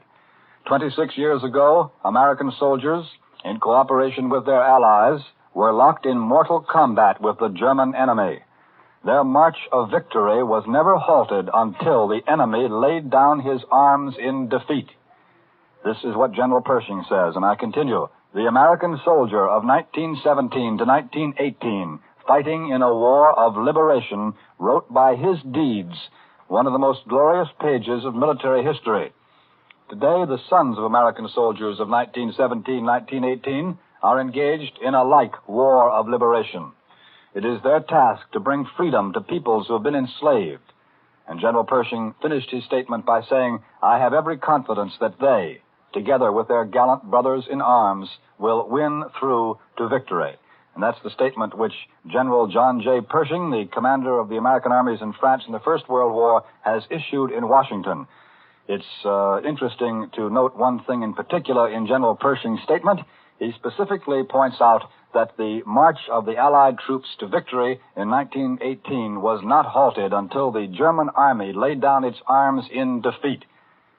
You know that Adolf Hitler and his Nazi party, when they came to power in Germany and even before, one of their main points of propaganda was that the German army had never been defeated, but that the German home front had betrayed the army in 1918 by quitting the war while the army still wanted to fight. In this statement from General Pershing in Washington, D.C., General Pershing takes the trouble to point out once again that Adolf Hitler was not telling the truth and that the German army was certainly defeated in 1918, laid down its arms willingly, and quit the fight. It's interesting to notice also that in a speech, we've been monitoring the BBC overseas broadcasts and understand they have a program on the air, and so for that we take you now quickly to London. These 26 words. Under the command of General Eisenhower, Allied naval forces, supported by strong air forces, began landing Allied armies this morning on the northern coast of France. It was announced soon after this communiqué that General Montgomery was in charge of the Army group carrying out the assault. This Army group includes British, Canadian, and United States forces. Correspondents at Supreme Headquarters say the landings were in Normandy, and they took place between 6 o'clock and 8:15. Airborne landings have also been carried out in addition to those made from the sea. Minesweepers swept away into the coast. Battleships, monitors, and cruisers carried out long-range bombardments of German coastal defense batteries, while destroyers and special coastal forces of the landing craft type bombarded the batteries and beach defenses from nearer the shore. Both the Royal Navy and the United States Navy supplied the landing craft. About half the smaller types of the British landing craft were manned and commanded by men of the Royal Marines, and some of the infantry carrying ships flew the red ensign of the British Merchant Navy. Correspondents at Supreme Headquarters say the naval aspect of the operation is predominantly British. Of the normal types of warships employed, the proportion is about 3 British to 1 American. The overall proportion, including landing craft, is about 3 British ships to 2 American ships. American battleships and United States naval aircraft are taking part. Transport routes across northern France were pounded throughout the night. Dutch Mitchells and Royal Air Force, Polish and Australian Mosquitoes of the RAF 2nd Tactical Air Force concentrated their attacks on roads, railways and bridges, embankments, cuttings and junctions, and other points in the transport network over a huge area where traffic blocks would be a nuisance to the enemy. There was a large amount of cloud over France, and a number of the Mitchells came back without bombing. The Mosquitoes nearly all found their targets, and pilots reported successful attacks on a convoy, rail and road junctions, and parked vehicles. RAF Bostons were engaged in smoke-laying operations in the English Channel. Observers on the coast say that activity during the night was on an unprecedented scale, and here in London there was a constant stream of aircraft overhead. The offensive has continued since dawn, and people on the coast have seen particularly strong formations of fighters flying out towards Dieppe. Strong forces of bombers are also reported to have crossed the east coast this morning, and there was great fighter activity. The German Overseas News Agency has been issuing frequent reports about the Allied landings. These say that the combined landing operations encompass the entire coastal sector between Le Havre and Cherbourg, that reinforcements were landed at dawn, and that several battleships are shelling the shore to cover waves of landing craft. Berlin reports that the area of Caen appears to be the first focal point in the fighting, and that in this area, German troops are in fierce combat with British and American units landed from the air and the sea. Caen, capital of the department of Calvados, stands on the River Orne about 10 miles inland behind the flat coast.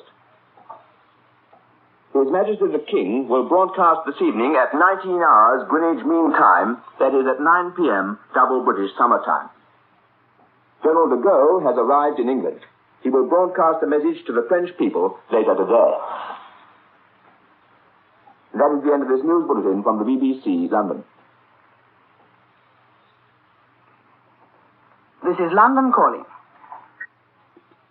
Back again at Columbia's news headquarters in New York. We were just going along filling you in with a special reference to You of our audience who have just joined us, who have not heard about the invasion, who are just turning on your radios this morning. We were just going along, as I say, filling you in when we got quick word that the BBC was putting on a British news broadcast which might be of interest to you, and so we made a very rapid switch. My eye fell on the word speech in something that I was just about to give you, and that's why I said speech instead of switch. What I was saying before we did bring in the BBC was that it's interesting to see that in a speech which made no reference to invasion, but was delivered in the certain knowledge that the hour of climax finally had come, the President of the United States last night told the nation that victory over Germany is certain, but, he said, quote, it will be tough and it will be costly. To many radio listeners here in the United States last night, it seemed that President Roosevelt was extraordinarily preoccupied, and that his comment on the accomplishments in Italy was designed more to point them up as a prelude to what was to come than to extol the victory already won in Italy. Having in mind the fact that Berlin and Tokyo remain as Axis capitals, he summed up the capture of the Italian capital of Rome by saying, 1 up and 2 to go. A great many of you undoubtedly heard the speech of the President last night. Incidentally, that reference in the dispatch from Washington I was just giving you to Tokyo reminds me that before we realized that the invasion actually had begun, before the official word came from the Allied headquarters in England, when we were broadcasting here last night the German reports, one bit of copy came over the United Press wires. I was reading it right off the machine to you, saying, San Francisco, the Tokyo radio has said nothing at all about the German reports of invasion. That was the first and last time that the capital of Japan was heard from during this somewhat confused evening of broadcasting. And as it happened a long time ago, about 2:30 in the morning Eastern Wartime, I thought I might bring it up once again. Tokyo at that time said nothing. Tokyo has still said nothing as far as I know. If we do get word that the Japanese have made some comment upon the beginning of the liberation of the continent of Europe, we shall certainly pass it along to you as quickly as we can get it. Now, I hope that the broadcasts will not sound too repetitious from about this point on. We've had a very busy night of broadcasting.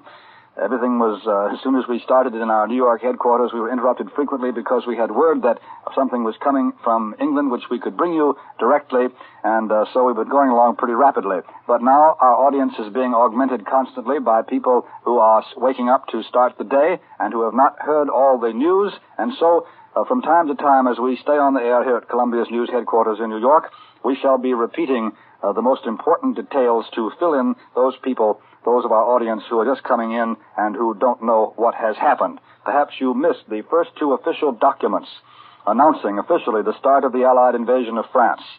The first communique was 1 sentence long. It said, under the command of General Eisenhower, Allied naval forces, supported by strong air forces, began landing Allied armies this morning on the northern coast of France. That was the text of communique number 1. It was read at Supreme Headquarters in England by the United States Army's Colonel Dupuy, and we carried the broadcast of Colonel Dupuy's reading that communique at 3:32 in the morning New York time. Moments later, it was announced from Great Britain that the British General Sir Bernard Montgomery is in charge of the attack. Perhaps you missed also General Eisenhower's order of the day. That was the next broadcast we got from London soon after the communique. Edward R. Murrow, Columbia's chief correspondent in Great Britain, read the text of General Eisenhower's order of the day. Here are some excerpts from that order. General Eisenhower said, soldiers, sailors, and airmen of the Allied Expeditionary Force, you are about to embark upon a great crusade toward which we have striven these many months. The eyes of the world are upon you, and the hopes and prayers of liberty-loving people everywhere march with you. Your task will not be an easy one. Your enemy is well trained, and he will fight savagely. But, the order from General Eisenhower ended, the tide has turned. The free men of the world are marching together, and we shall accept nothing less than full victory. And that, in brief, is the order of the day, which General Eisenhower issued to his troops and which was broadcast shortly after communique number 1. We have not had communique number 2, incidentally. Communique number 1, that one-sentence communique, is the only real official statement of the fighting that has come from the headquarters so far from Great Britain. Of course, we've had further details, but only the one communique. We heard, that United States battleships are taking part in are part of the naval force, and also United States Coast Guard units are there taking part in the landings somewhere on the coast of northern France, and we heard also that American Marines are in the fighting and are manning secondary guns aboard the big ships. A few moments ago, in the BBC News broadcast, perhaps you heard the British announcer giving you a few further details. He mentioned the American forces who were there and also told us something about the Royal Marines of Great Britain and the ships flying the Red Duster, the Red Ensign, which means that they're British merchant ships who are also taking part in the landing operations. Now, at this point, 11 minutes past 6 o'clock in the morning, Eastern Wartime in New York, Major George Fielding Elliott, Columbia's military analyst, has come back into our studio. He has some more military news for us, and so I now hand the microphone over to Major Elliott. We've just had a story which has come in on the wire from Washington by Sander S. Klein, United Press staff correspondent, and it tells of an American sergeant packing concentrated destruction who peered into the darkness toward France and said, "They can't stop us." His 4 words from an invasion front dispatched to the War Department were uttered as the greatest military operation of history began, very quietly and without tension, from a small British town whose inhabitants had little idea that anything unusual was going on. From this town, the War Department dispatch said, the liberation of Nazi Europe began in a small way as assault troops, relieved of practically everything but weapons, walked calmly aboard their blunt-nosed landing craft without attracting the slightest bit of attention. Of course, when they say began in a small way, the dispatch means that these were the first small assault detachments that are going ashore to clear the way for the larger forces that are coming behind. This is not a small operation, but it emphasizes the fact that the first detachments that go ashore are not very large ones and have to be built up into the great armies that will presently sweep forward into Europe. Thus started what in a matter of hours became a roaring, flaming, crashing inferno, the War Department dispatch continues, as the battle was joined on the northern coast of France and Allied airplanes swarmed against any targets, however small, which might have a bearing on the strength of the armies. The men had been briefed carefully. They knew exactly what their mission was. At the last moment, the War Department dispatch said they were relieved of practically everything except their arms and ammunition. An officer explained to them, "You are going to have a nice holiday by the seaside. You won't have any KP or fatigue details or training or anything. Just relax." A headquarters report described each man as a walking arsenal. Some carried their Garand rifles, 80 rounds of ammunition, and 3 grenades. Others bore grenade-launching Springfields, and others had Browning automatic rifles, the faithful old weapon of the last war, which is still doing excellent service in this one. Then there were bazookas and flamethrowers, TNT pole charges, and all the other equipment necessary to reduce fortified positions. The sergeant who said, "They can't stop us," added, "We've got more firepower than anybody ever heard of before." Another sergeant thought it was a pity that they should take away the men's overcoats before the last minute. On reflection, he added, "Maybe this is the last minute." It was. The men were equipped with other things besides their weapons. They had been taught, for example, to say in German, "Halt, put up your hands." And in French, "Which way is the Boche?" The assault units were assembled, not in divisions, regiments, battalions, or any of the other large military units, but in craft loads. Before the landing, these craft loads were assembled so that the men would drive on the beaches in their normal tactical formations. For the first day of operations, each soldier was issued 1 day emergency ration. Tomorrow, the War Department said, they will be served hot food from field kitchens in France. And As an old soldier, I can tell you that means a lot of very careful planning by the staff departments, the supply people who must be behind and who must take care of the troops all the way forward. And if they don't do their job, the troops are in a serious spot. But this has one of these operations which has all the earmarks of the most careful and thorough planning, and we can be very sure that those boys are going to get that hot food just as it has been promised to them. For a week before the invasion, the troops had been kept close to quarters in the marshalling towns, forbidden to talk to civilians or to any soldiers who were as yet unbriefed. When the time came to jump off, they were ready. Overhead streamed warplanes covering the operation.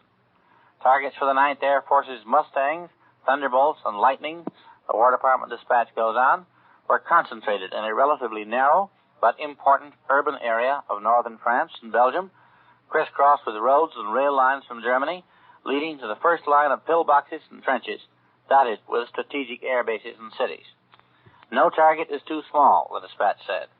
Still employing the present tense, the headquarters report added that the 9th Air Force is now flying more fighter-bomber missions with more aircraft than any Air Force in history.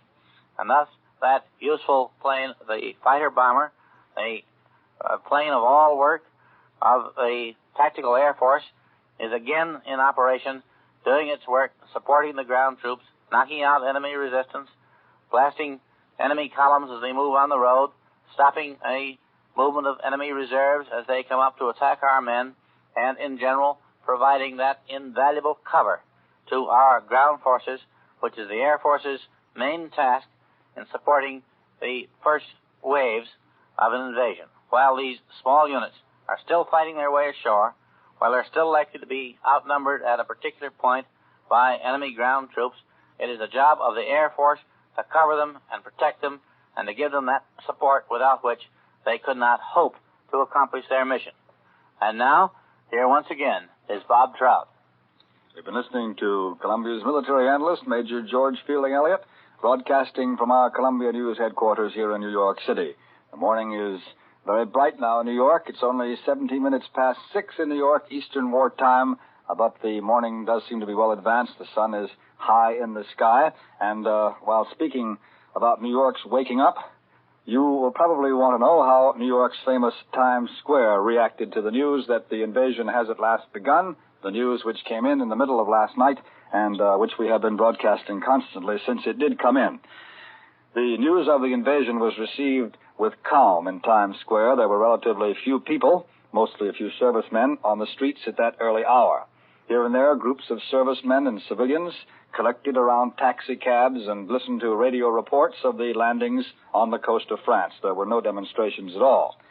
About 25 persons gathered in front of a newsreel theater on Broadway at 4 o'clock in the morning when a radio loudspeaker blared forth the latest bulletins, and for all we know, perhaps that loudspeaker is blaring forth my voice at this moment. In other parts of the city, householders were up and at their radios.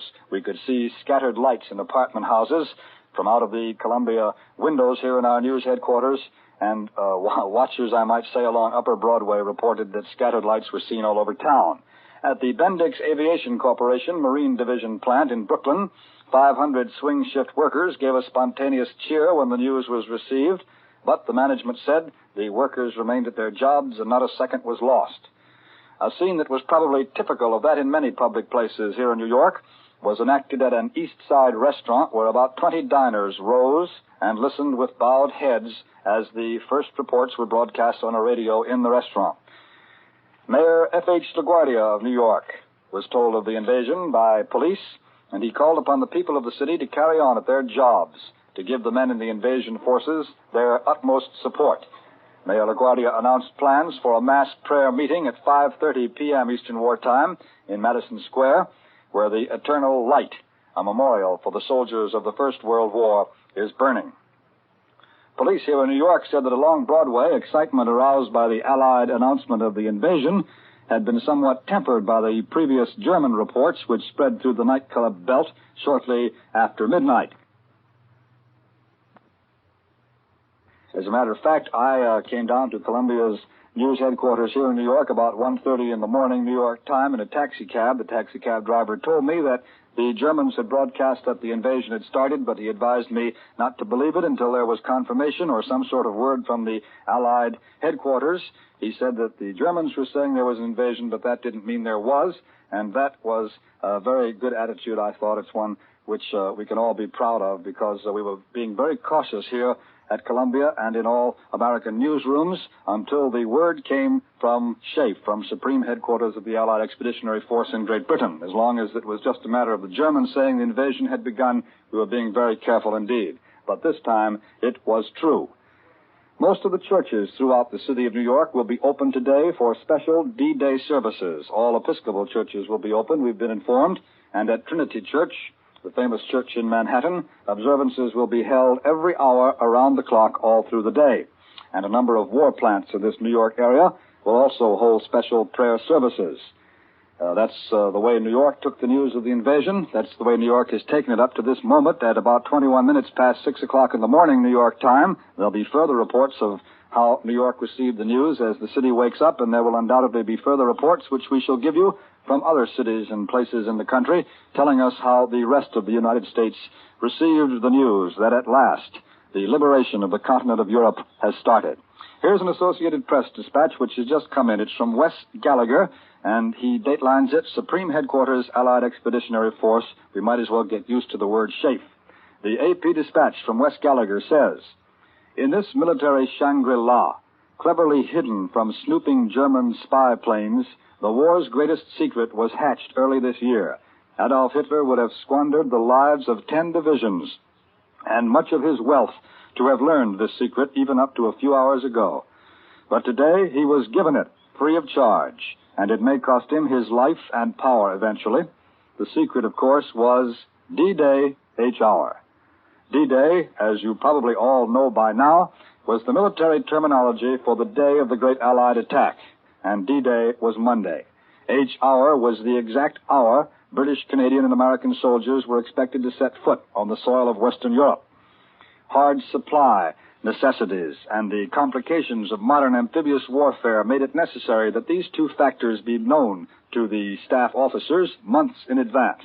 The dates were set for the arrival of troops, guns, and tanks in Great Britain. The dates for air attacks on specific objectives.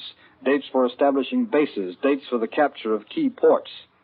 And Mr. Gallagher reminds us in his Associated Press dispatch that dates are not figures on the calendar. They're scheduled in terminology that goes like this: D+5 or D-6. The first means 5 days after the troops land. The second means 6 days before the day for attack. Hundreds of thousands of lives depended on a successful D-Day choice, and if the weather was bad and the water rough, thousands of soldiers might be drowned in the treacherous surfs of the European coast. It was too light at night. If it was too light at night, the convoys might be broken up and the soldiers landed on the wrong beaches. And Mr. Gallagher's dispatch ends, if the tides were wrong, the ships might be stranded, or any one of 100 things might go amiss if the date had not been figured out very carefully in advance.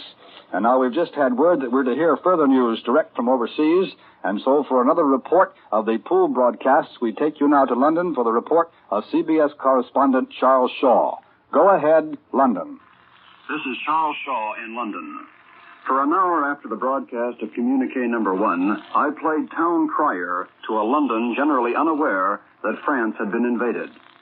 I rode and walked through the Strand, Fleet Street, past St. Paul's, along the Thames Embankment to the Houses of Parliament and Westminster Abbey, up to Piccadilly Circus and other parts of so-called downtown London, asking people here and there what they thought of the news. In most cases, I found out that I had to report the news before getting any comment. It looked like London any morning between 9:30 and 10:30. The streets comparatively deserted, soldiers of all nations ambling about, street cleaners running their brushes along the curbs. I asked a taxi driver to take me around the city because I wanted to see how people were reacting to the news. Incidentally, I asked him, "Have you heard the news?" "I heard something about it," he said, "but I don't know whether it's official." I assured him it was, because I had just returned from the studio where the communique was broadcast. Waiting for a traffic light, we drew alongside a car driven by a girl wearing the uniform of France. I leaned out and said, "What do you think of the news?" "What news?" she asked. "The Allies have landed in France." All she said was, "Thank God." Fleet Street, headquarters of the press in London, was normal. A couple of men who might have been reporters were seen dashing into buildings. And up to St. Paul's Cathedral to see whether there were worshippers inside. And the only person in the vast auditorium was a black-robed guide to the crypt who hadn't heard the news. His comment after being informed was, "That's good." And so it was all over London. 2 RAF sergeants were sightseeing in Westminster Abbey. A couple of women were trying unsuccessfully to gain entrance to the Houses of Parliament. Downing Street was empty, except for a street cleaner almost in front of number 10. All over London, women were selling flags for the benefit of the Red Cross. The girl I patronized hadn't heard the news, and her expression changed little when she was informed. The next interviewee was a roly-poly woman, just about as broad as she was long, who had heard the broadcast. "It's good," she said. Not a newspaper extra appeared on the streets. London this morning, for at least an hour after the broadcast of communique number 1, was the same London that it was yesterday morning. Earlier this morning, the telephone rang at 7 a.m. It was Ed Murrow. He said, "Better get dressed and wait for a call from me." A new world speed record for getting dressed was promptly set. The dressing was accomplished against a background of heavy sky noise, the sound of great fleets of planes. They were too high to be seen, but their roar seemed to fill the sky, and the planes seemed to be everywhere. At 7:45, the phone rang again. "Get to such and such a building as quickly as possible." It was the building from which the big communique was to be issued. It was going to work time for London, and masses of shop girls and businessmen jammed the sidewalks leading to that building. Almost bursting with what I felt was the big secret, I studied the faces of those people. Their expressions were the same as those of going-to-work people all over the world. Most of them looked sleepy. Quite a few of the girls were white-lipped, apparently having got up too late to put on lipstick and intending to do so at their offices. Some were neatly dressed, others had ties askew, just like the 8 o'clock crowd in Pittsburgh or San Francisco. But there was one difference. The clothes they wore neatly or carelessly were mostly of 1939 and 1940 vintage. The lipstick the girls wore or forgot to wear was of a hard, chalky substance, war stuff. The tiredness in their faces came not from a bad night, but from almost 5 years of working in the front lines of war. You felt like shouting to those weary people, "It's happened. The invasion has started." Because that's what these people have been working and fighting for. Fighting beside anti-aircraft guns, fighting with fire hoses, fighting with industrial tools. Since one day almost exactly 4 years ago, when the tattered fugitives from Dunkirk reached these shores. In a few hours, they would know, and you wondered how they would take it. The building was reached, and the way correspondents were converging on the gates from all directions reminded you of the old Tunerville trolley animated cartoons, in which an incomprehensible number of people would enter small apertures. They were all hurrying. Some of them just moved their legs faster without seeming to cover much more ground. Practically every pass that you'd been issued since arriving in London had to be produced. No one-eyed Connollys could get in here. Bureau chiefs were herded into one big room. One person from each press association, major newspaper, and broadcasting network. All others were barred. And downstairs, outside of news special studios, the other broadcasters were waiting and typing out last-minute pieces. And one of those studios had been locked tightly since its construction was completed. That was the studio from which the communique was to be read to a waiting world. Already, the German radio was broadcasting reports of fighting in France. London was maintaining silence. The broadcaster's workroom was filling with colonels, majors, lieutenants, and GIs of both the American and British armies. Nobody seemed quite sure of what so many soldiers were supposed to do in so small a room. White-legginged, white-belted MPs, their garrison caps banded with what looked like white bandages, took stations inside and outside the doors. In came the official Allied spokesman with retinue. He began calling New York network headquarters, informing them that the first communique would be broadcast at 9:32 London time. 9:32 arrived. The communique was broadcast. The big secret was out. This is Charles Shaw in London, returning you to New York. Columbia's news headquarters in New York once again. Bob Trout speaking. We've been listening to another one of the pool broadcasts, and just in case that word might mystify you a bit, perhaps I can explain that this broadcast by our correspondent Charles Shaw in London is one of the many broadcasts being put out now from the Supreme Headquarters in Great Britain and available to the combined Allied radio networks. We've just heard Mr. Shaw explain how our Columbia London staff, Edward R. Murrow, and he himself, Charles Shaw, started to handle the invasion news as it began to come out last night. Richard Hottelet, another member of our Columbia London staff, was with the Air Force. He made a trip in a Marauder, and he came back, and his broadcast was heard some hours ago as he described what he had seen as he made the trip in the Marauder over the enemy coast. And now we have some fresh news coming in on the ticker. Prime Minister Winston Churchill went before the House of Commons today and told the crowded House that an immense Allied armada of 4,000 ships with several thousand smaller craft have carried Allied forces across the Channel for the invasion of Europe. Prime Minister Churchill says that Allied commanders have reported that so far the invasion is proceeding according to plan. That is the very latest news. It comes to us from London, telling us that Prime Minister Churchill has told Commons the Allied armada, which carried the troops across the Channel, consisted of 4,000 ships, several thousand smaller craft, and that so far Allied commanders report to him, Mr. Churchill, that the invasion, the liberation of the continent, is proceeding according to plan. That's the very latest from London. The story is coming in a form that we call here in the newsroom a running story. Perhaps there will be further details of what Mr. Churchill actually said in a few moments. But now it is time once again to pause for station identification. If our audience will bear with me and permit me, I should like to explain very carefully again to the staffs of our Columbia-affiliated stations around the country, we are continuing this invasion coverage broadcast, and we are going to pause very briefly for station identification. We're not ending the broadcast at all. We want them all to be back with us in exactly 15 seconds. The pause will be exactly 15 seconds. This is CBS, the Columbia Broadcasting. Hawker just back from a flight over part of the battle area with the 9th Air Force. The invasion of continental Europe from the west, and we now know it's in full swing this morning, was undoubtedly the most closely guarded secret of this war. Part of the story can now be told from the correspondent's point of view. We all know how General Eisenhower, before the invasion of Sicily, took the war correspondents into his confidence, told them of his plans, even went so far as to give them a pretty good idea of when it would take place. Not so this time. If any correspondent was taken into the general's confidence, it would be a surprise indeed to some who have enjoyed this privilege in the past. During the last few weeks, as the world was forewarned, there have been feints.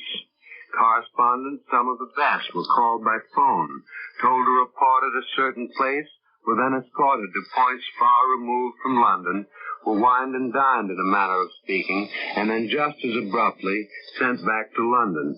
One group was kept out of circulation for 10 days. My own call came on Friday. It so happened I'd gone to the 9th Bomber Command to interview General Sam Anderson and one of his colonels.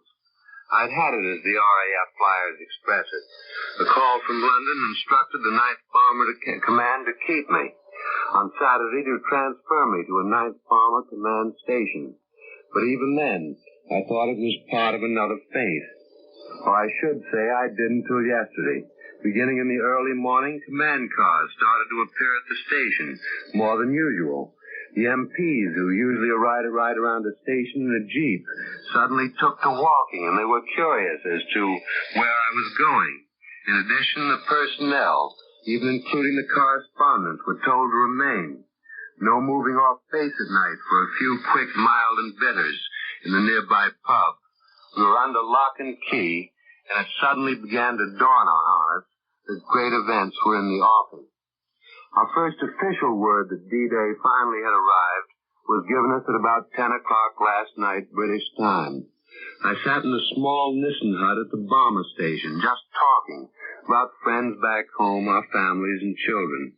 The door opened and the base commander, Lieutenant Colonel Thomas Seymour, came in. Be ready to fly in the morning, he said.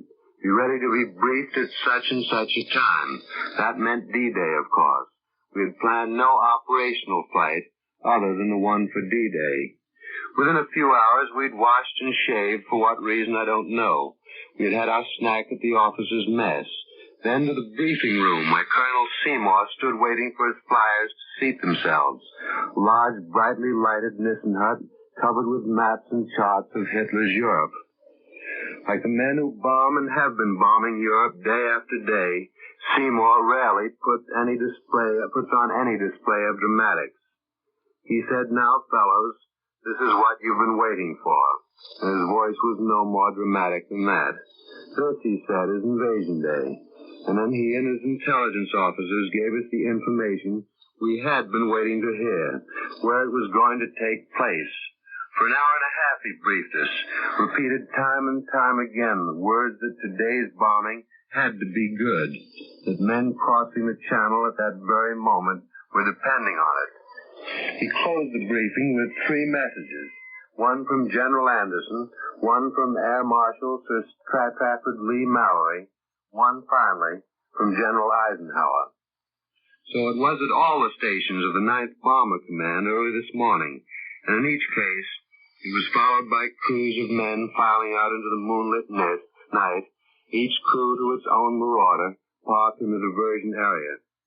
The name of the plane that took me to see the opening of this great invasion is Hoots Zooch Shooter. We took off before dawn. The rendezvous was about an hour off, someplace along the channel, possibly out in the channel, it doesn't matter. As we approached, so did many other planes, their silhouettes outlined by the full moon. And then as the dawn of a new day spread out over occupied Europe, the marauders pointed their noses toward the east, headed for their target on the French coast. Below, as my eyes got used to the light, I counted upwards of 60 invasion boats. There were more later, hundreds. Above, the skies were filled with an infinity of planes of all descriptions. Beyond, closer to the French coast, Allied ships of war were blasting the targets along the invasion beaches. That was the picture as France loomed through the sunbeamed haze and clouds. And then shortly, too shortly in fact, we were over the coast, heading toward our target, only 3 minutes away. It was an effective bombing, I saw it.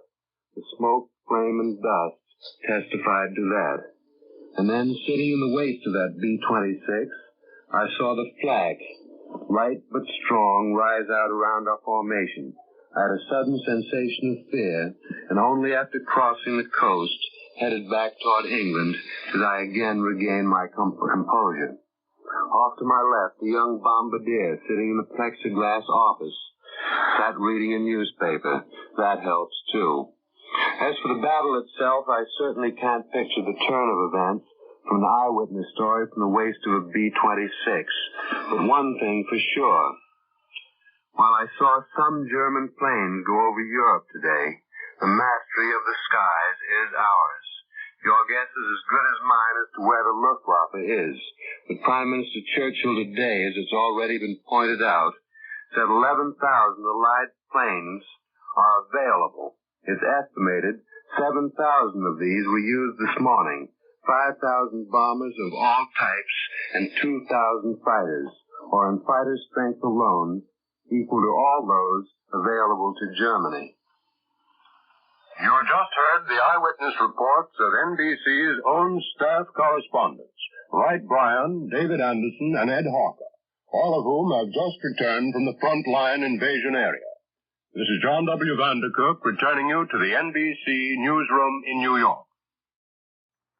And now at this time at Columbia's news headquarters in New York, we're going to repeat a very colorful broadcast made earlier this morning on this network by CBS correspondent Richard C. Hottlett, who was speaking from London. Those of you who have been with us all along heard Mr. Hottlett's broadcast, and now Mr. Hottlett's report will be read by Joe King. The Allied forces landed in France early this morning. I watched the first landing barges hit the beach exactly on the minute of 8th hour. I was in a 9th Air Force Marauder flying at 4,500 feet along 20 miles of the invasion coast. From all I could see during these first few minutes, there was nothing stopping the assault parties from getting ashore. We spent about half an hour over enemy territory. We flew over and bombed some of the coastal fortifications. But except for some light flak from inland positions and from some kites firing at us, we saw no enemy gunfire. The only other sign of life in enemy territory were some white and yellow parachutes dotting the ground where our paratroopers had hit the ground. The weather is favorable for the operation. Offshore, Allied warships were bombing the enemy coast, and they seemed to be doing it without any opposition. As far as we were concerned, there was no opposition from the air either. The Luftwaffe just didn't seem to be there. What I saw was literally the last minute of the invasion preparations and the first minute of invasion. Well, now we're up here on the deck, on the main deck of the LST, which is crowded and packed with vehicles of every sort. The trucks are full. Just reading the names on the boxes of some of them. Here's one that says cartridges, and another one says hand grenades, and there are all the bags, the bedrolls in which these men are going to sleep. I wonder what these soldiers feel like. I mean, here they are aboard the LST. Their last link with a peaceful land has been cut off. They're just as sealed here as though they had severed every connection with the outside world. I wonder what they're thinking about. I wonder what they feel about everything that's going to come. Let's ask one of them. Hey, soldier, come over here, will you? Yes. What's your name? Staff Sergeant Alexander Hant. Alexander Hant. Where do you come from, Alex? From Chicago, Illinois. From Chicago, huh? Yes. What do you feel about this thing now that you're on? Well, sir, I feel a lot better since we're on the distant air. Because it seems like we're doing more good than we was on the last one. What was the last one? It was an LST. So that was one of the maneuvers, was it? Yes, sir, it was. Maneuver. Is this one any different than that one? Yes, it is. Seems like they have a lot more equipment than we did have the last time. More guns, I suppose. Yes. You think this is going to be the real thing this time? Well, I really can't say. You think so? I don't know. Does it worry you? No, it doesn't worry me any. You aren't scared? No. You're all set? Yes. Well, that's fine, Staff Sergeant Hant. These kids are certainly security conscious because there's no chance of any leakage from the ship as it is at the moment, but that one wasn't telling us anything. I wonder whether they really do know what sort of an operation they're going on, that it really is the real thing. There's a captain coming along here. I'll ask him. Captain, do you have a minute? Can I see you? Yes, sure may. What's your name, by the way? Captain Wood. Captain Wood? Well, I was just talking to one of your men, Captain, and you know what? Officers are security-minded also, probably even more so than the men. Well, what sort of a briefing have you had then, Captain, or don't you want to tell us? Well, all I can say is I've had a briefing on this exercise. All right, that's fine. Well, what sort of shape do you think the men are that you got along with you? They had a lot of training? Well, as far as I can see, or from what I have seen of the men, I think they're well capable of doing any job that the exercise may demand. That is correct. Is that right? That's fine. Putting words in my mouth. How did the loading go on the ship here, from your point of view? The loading on the ship seems to have gone without any bit of trouble whatsoever. It certainly looked smooth from where we were down below watching it. Everything came over very quickly. Seems well organized. Yeah, that's the Army for you, you know. Well, how are they settling down here on board? Everybody comfortable, or as comfortable as they can be? Yes, they are. The men seem to have been on these boats before, or ships, I should say, and takes a bit like it don't take the water. Well, I hope they don't have to take the water. Thank you very much, Captain Wood. The soldiers are settling down now, as Captain Wood said, and the trucks are all on, the soldiers are all on, and all around us there are other LSTs in the same condition as this one, with soldiers lining the rails and with trucks full of equipment, both inside on the tank deck and up on the main deck, which is where we're standing now on our ship. The LST 48 is just beginning to get underway. We're pushing away from the hard, away from the shore where we're loaded, and we're going back to our anchorage where we will stay until we set off on this coming expedition. Our last link with the land has been cut. I return you now to the United States. We're now back at Columbia's news headquarters. In New York City, we've just heard a broadcast from London, Columbia's correspondent Charles Collingwood. A recording, I should say, of Columbia's correspondent Charles Collingwood, who was aboard a landing ship tank before leaving the British coast and was interviewing the men who were loaded in as they started off for the invasion. A few late dispatches have just come in. The Paris radio today has broadcast an appeal by Marshal Pétain to Frenchmen to refrain from actions which would call down upon you, he said, tragic reprisals. In other words, he does not want Frenchmen to help the Allies in their task of liberating the continent. Marshal Pétain said France has become a battlefield. The circumstances of battle, he said, may compel the German army to take special measures in the battle area, so Frenchmen accept this necessity.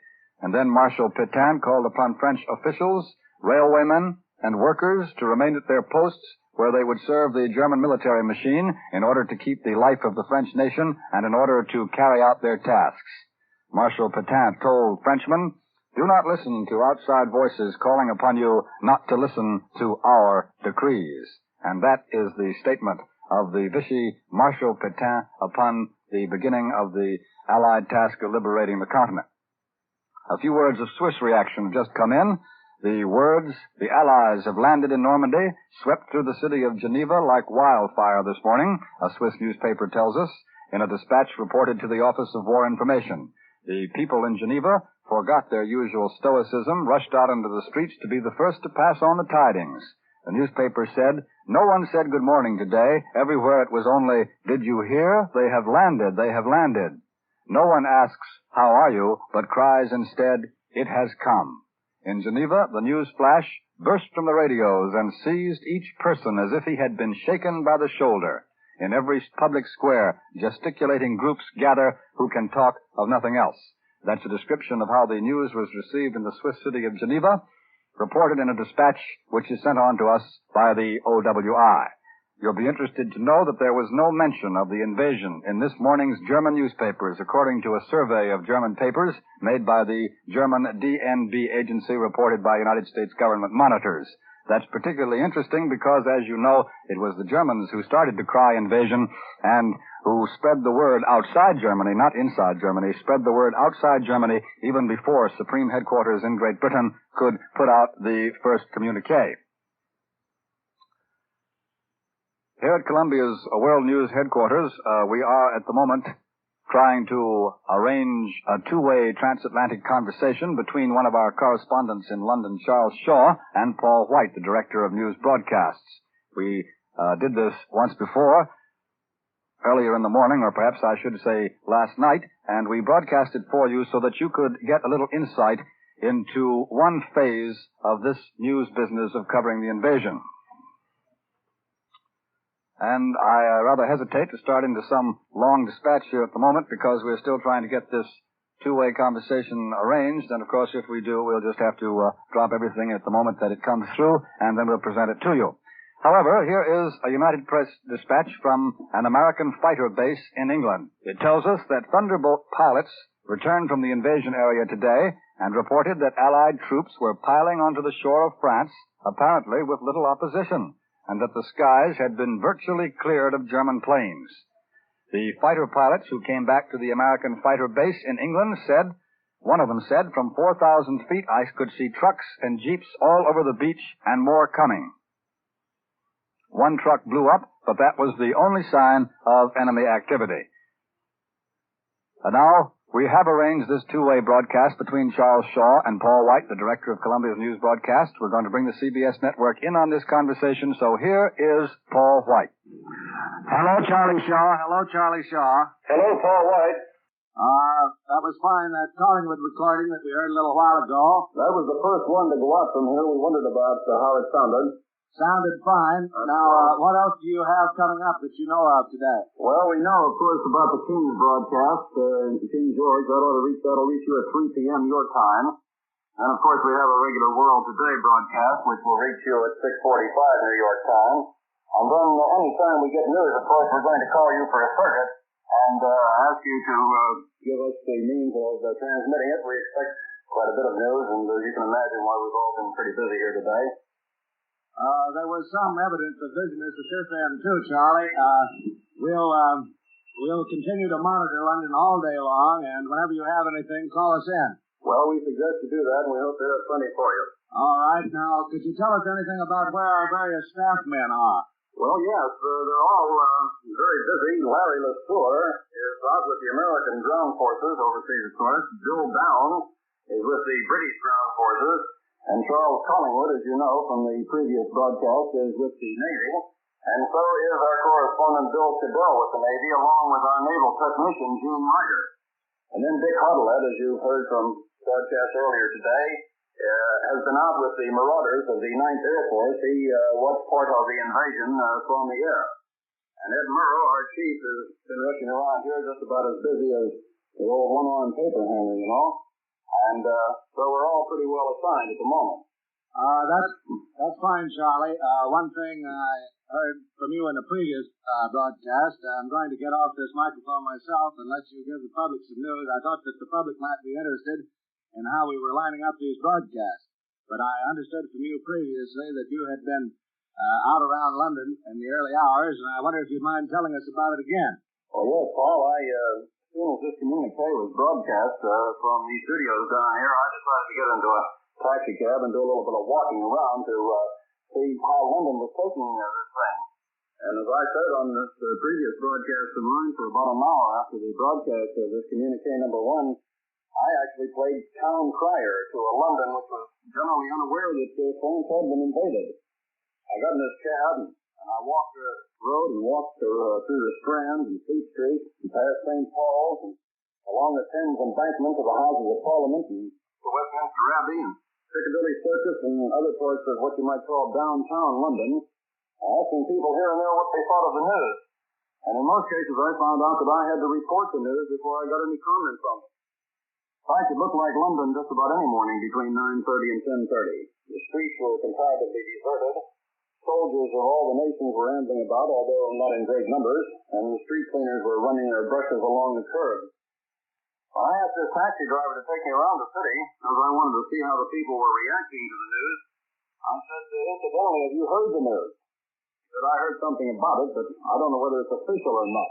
Well, I assured him that this time it was, because I had just returned from the studio where the communique was broadcast.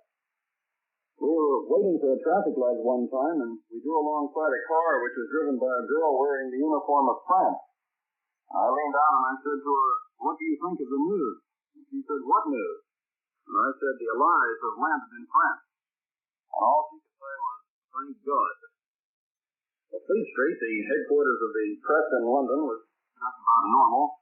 Saw a couple of men who might have been reporters dashing into buildings. Then I went up to St. Paul's Cathedral to see whether there were any worshippers inside. And the only person in that big auditorium was a black-robed guy to the crook, who hadn't heard the news himself. So I told him about it, and he said, that's good. And that, Paul, just about the way it was all over London. I went down to Westminster Abbey. There were 2 RAF sergeants there sightseeing.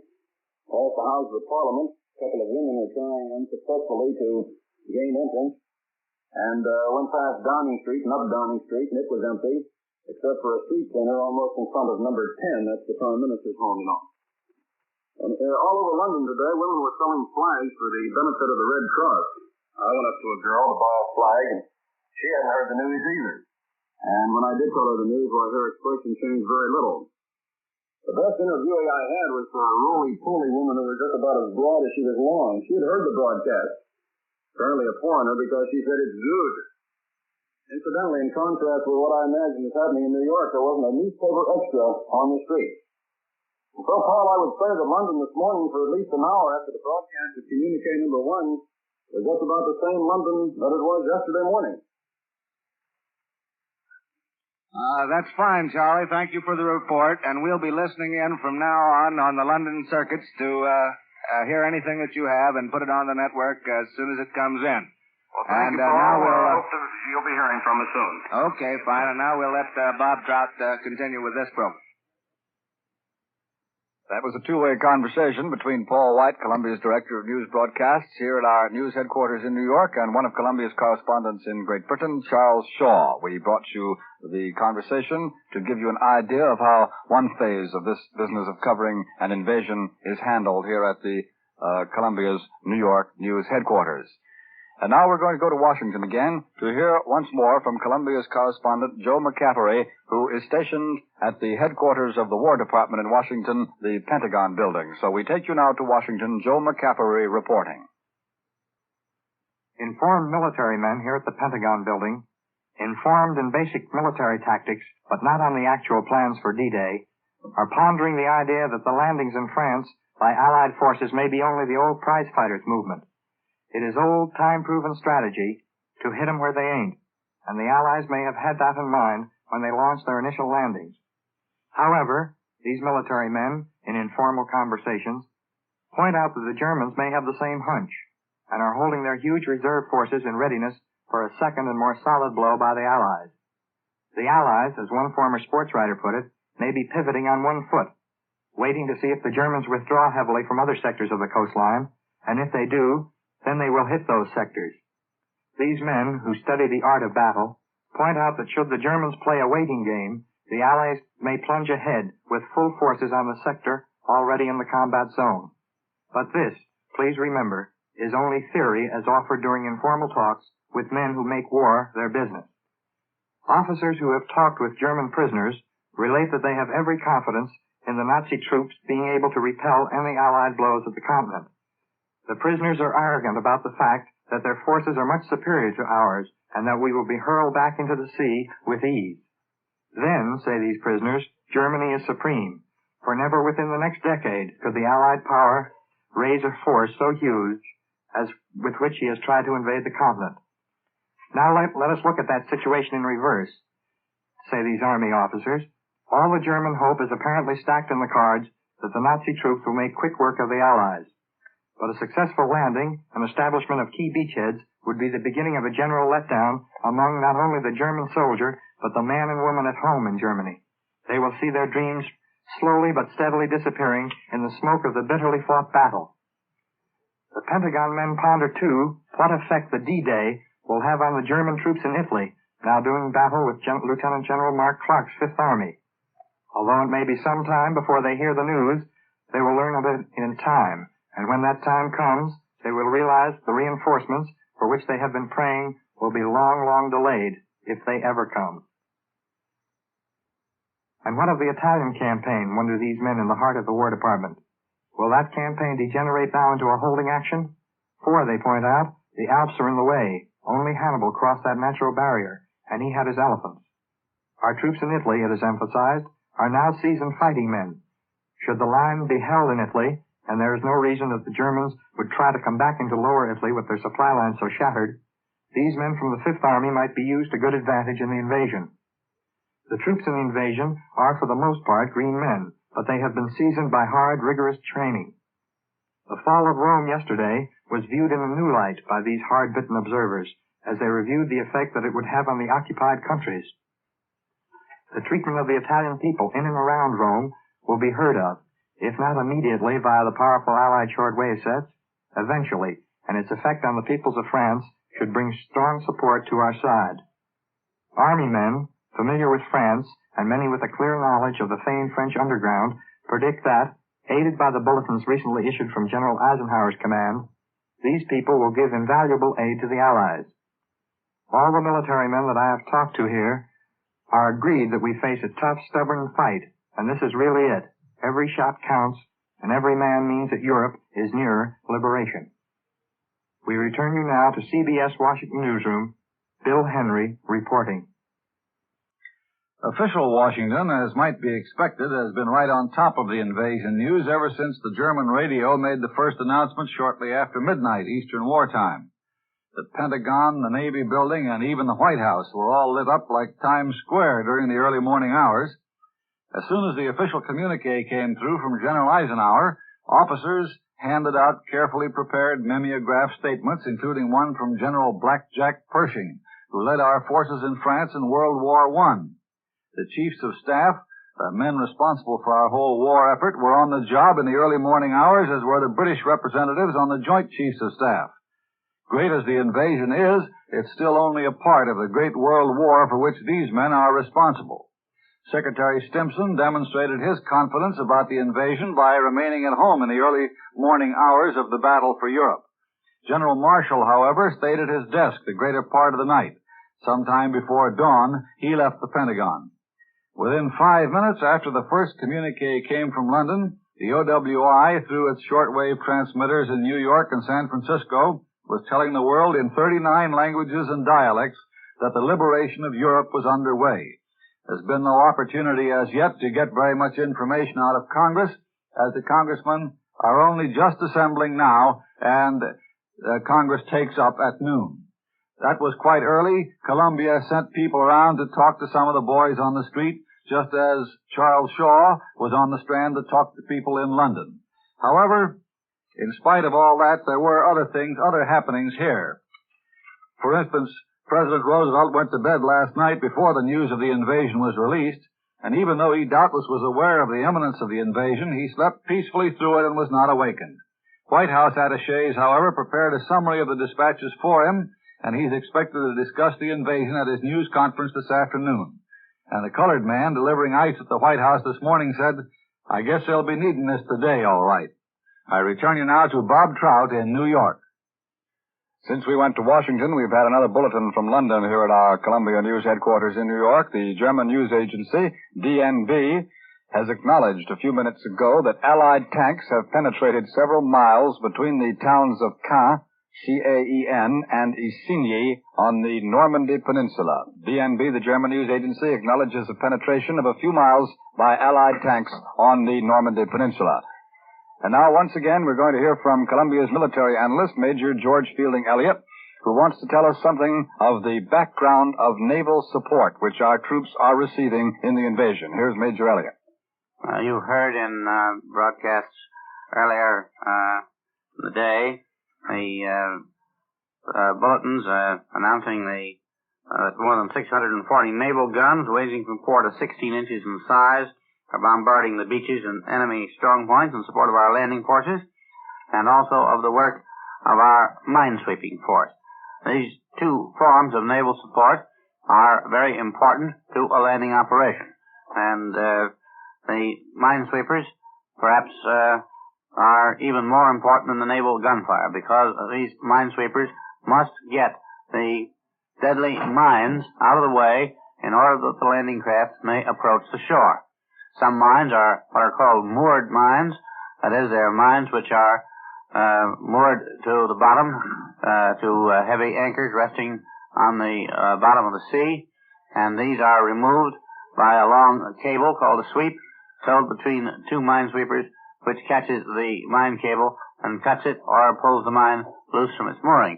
Then there are the magnetic mines, which have to be dealt with by specially prepared electric sweeps, also towed by these small minesweeping vessels, and the crews of these ships have an extremely dangerous assignment, as you can well imagine. These little minesweepers, many of them fishing boats, trawlers, belonging to the British fishing fleet in time of peace, and many of them also American ships, have carried out their work with the utmost gallantry.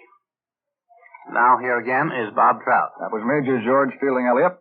And now here is our war correspondent, Quentin Reynolds, who has a few words for us about the guns that we took ashore on the northern coast of France. Here's Quentin Reynolds. Right now, there are millions of anxious mothers and fathers in this country living through the agony of uncertainty, visualizing what their sons went through during this past long, long night.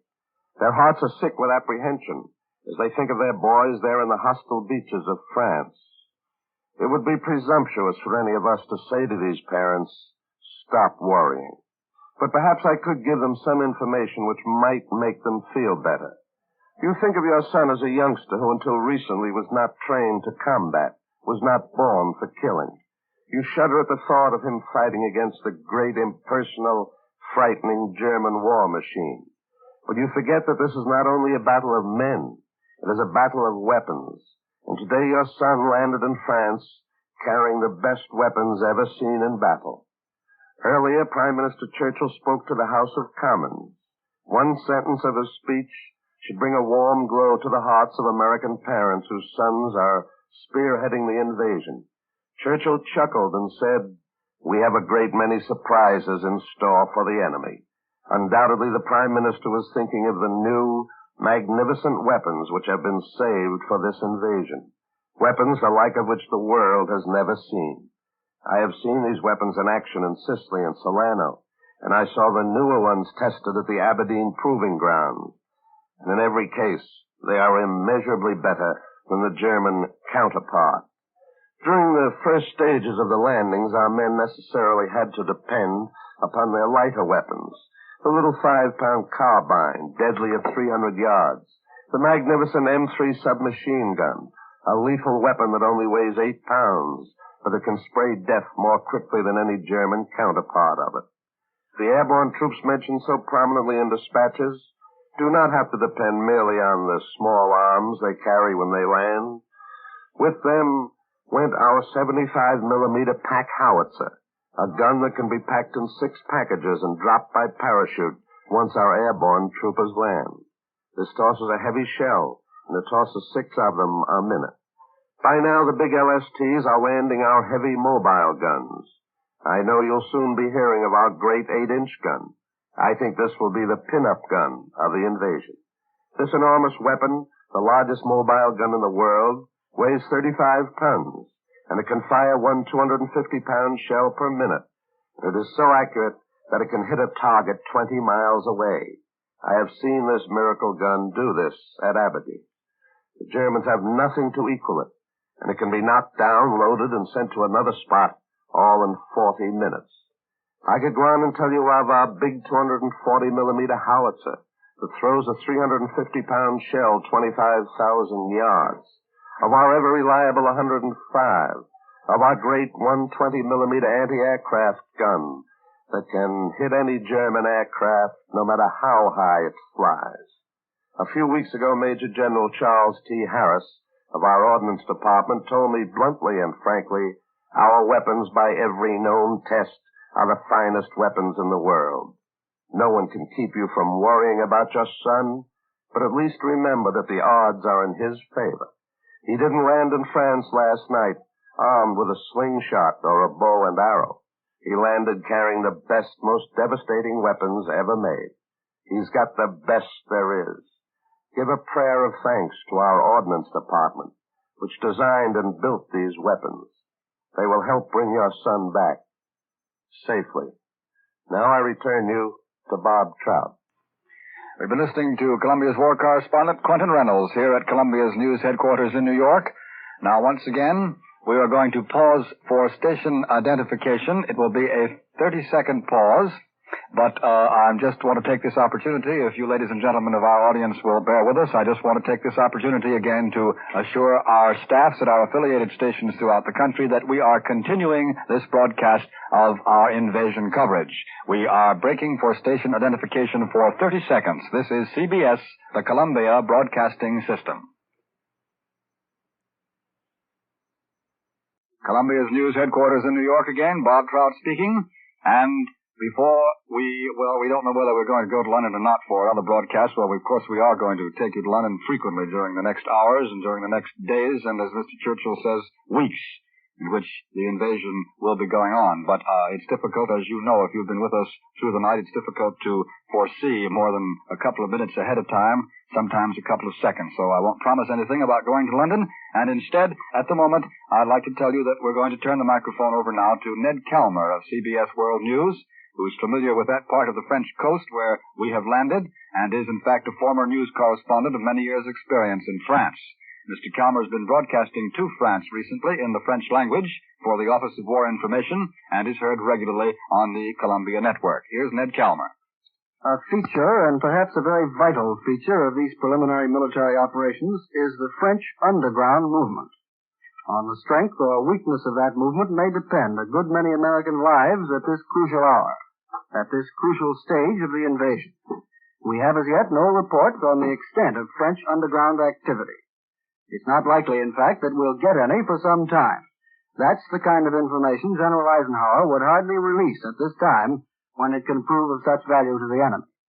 But there have been many indications of preparedness by the French resistance bodies, and their great opportunity the chance they'd been secretly prepared for all during the long and bitter German occupation is now at hand. I'm going to speak to you for a few minutes on what we know of these preparations. You are aware, I know, that during the last few days before the invasion began, Allied headquarters gave very urgent and detailed instructions to the underground groups in France by radio, and probably by emissary as well, just as happened before we went into North Africa. Many a collaborator with the Germans, a supposed collaborator who's been hated by his own people, may have turned out this morning to be an Allied agent who's curried German favor to give him the opportunity to act now with the swiftness required by this supreme occasion.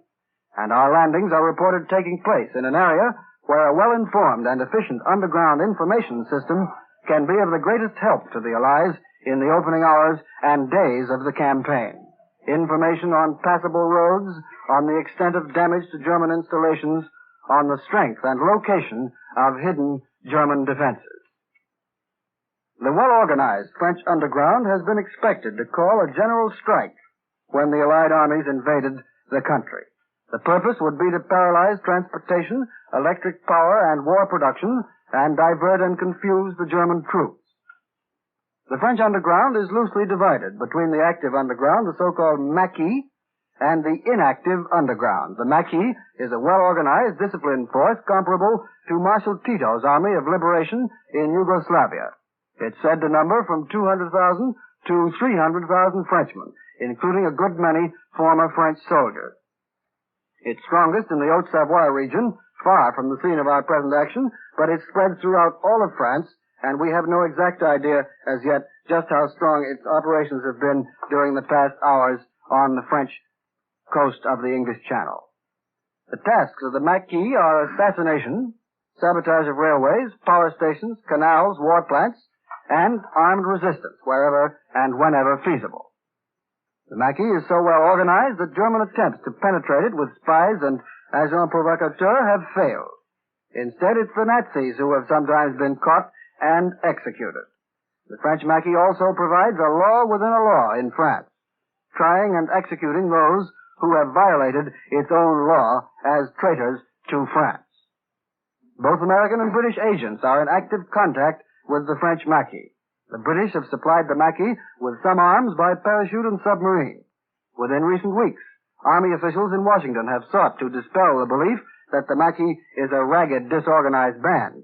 Instead, they say, the French Maquis, the underground, is a competent military force. The Germans in France have been well aware of these plans for a general strike on D-Day. They've tried unsuccessfully to force a strike call in order to reveal the leaders and plans of the Maquis. The latest attempt was a Vichy broadcast announcing that the names of all leaders had been revealed. The inactive underground in France is sympathetic with the Maquis and may be called upon to feed or supply them or assist in the smuggling out of Allied aviators who have parachuted down into France. And now today, D-Day, the inactive underground is expected in large part to rally to the general strike call. Actually, the Germans do not directly control France, nor does the Vichy government. The Germans have forced upon Pétain an increasingly pro-Nazi government, including Joseph Darmon, France's Heinrich Himmler, who is Secretary General for the Maintenance of Order, Marcel Déat, the Vichy Minister of Labor and National Solidarity, and Jacques Doriot, the head of the pro-German Parti Populaire Français. Under this crew, Vichy police have been increasingly active in rounding up all persons suspected of underground activity. That was Ned Calmer, who's been speaking to us from Columbia's news headquarters here in New York. We have some reaction now from Moscow, which I'd like to pass along to you. Russians who learned of the invasion today, we are told in this dispatch, literally danced with glee. For them, it meant the end of 3 years of anxious waiting for the thrust from the West. Russian newspapers, which had not announced the landings, still were carrying glowing accounts of the fall of Rome.